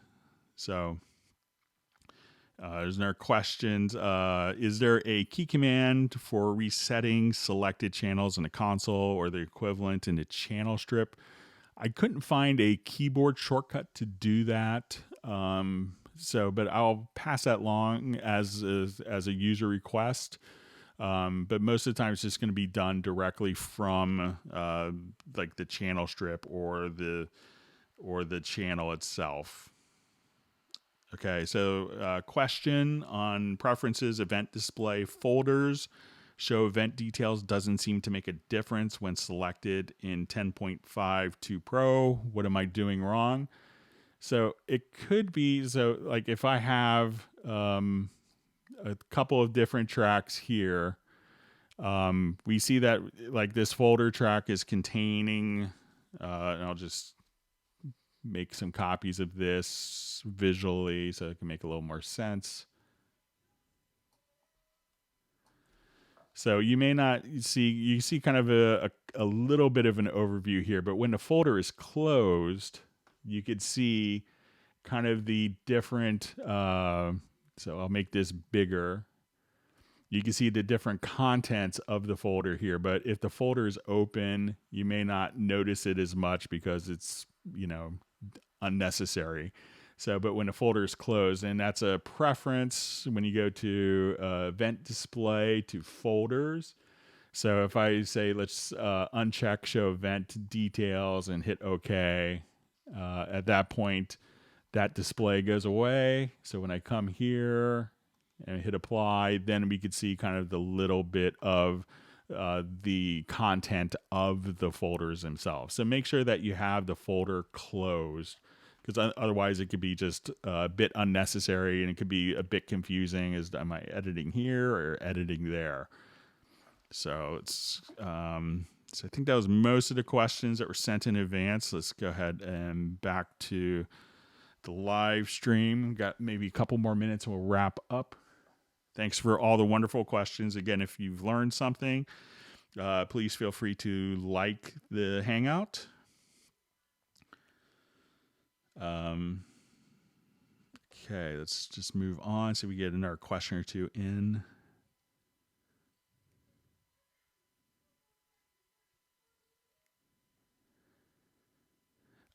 Says, I'm new to the Hangout forum. Is there any video tutorials on how to sync machine with Cubase so that I can use my machine hardware and software but actually play it in Cubase? I'm sure there are tutorials on it. I don't have a machine unit, so I can't really do a tutorial on that. But I'm sure if you look on YouTube, but there's obviously lots of people using machine and Cubase together. So.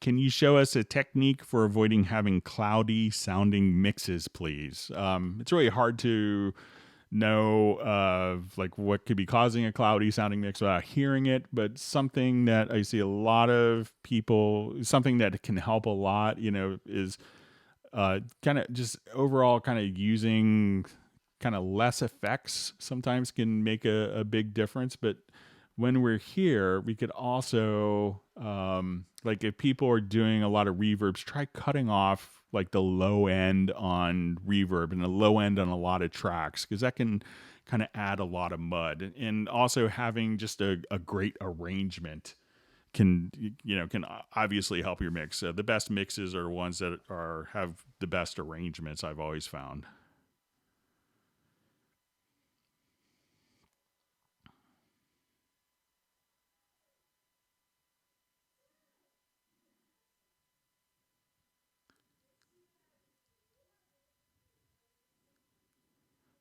Okay.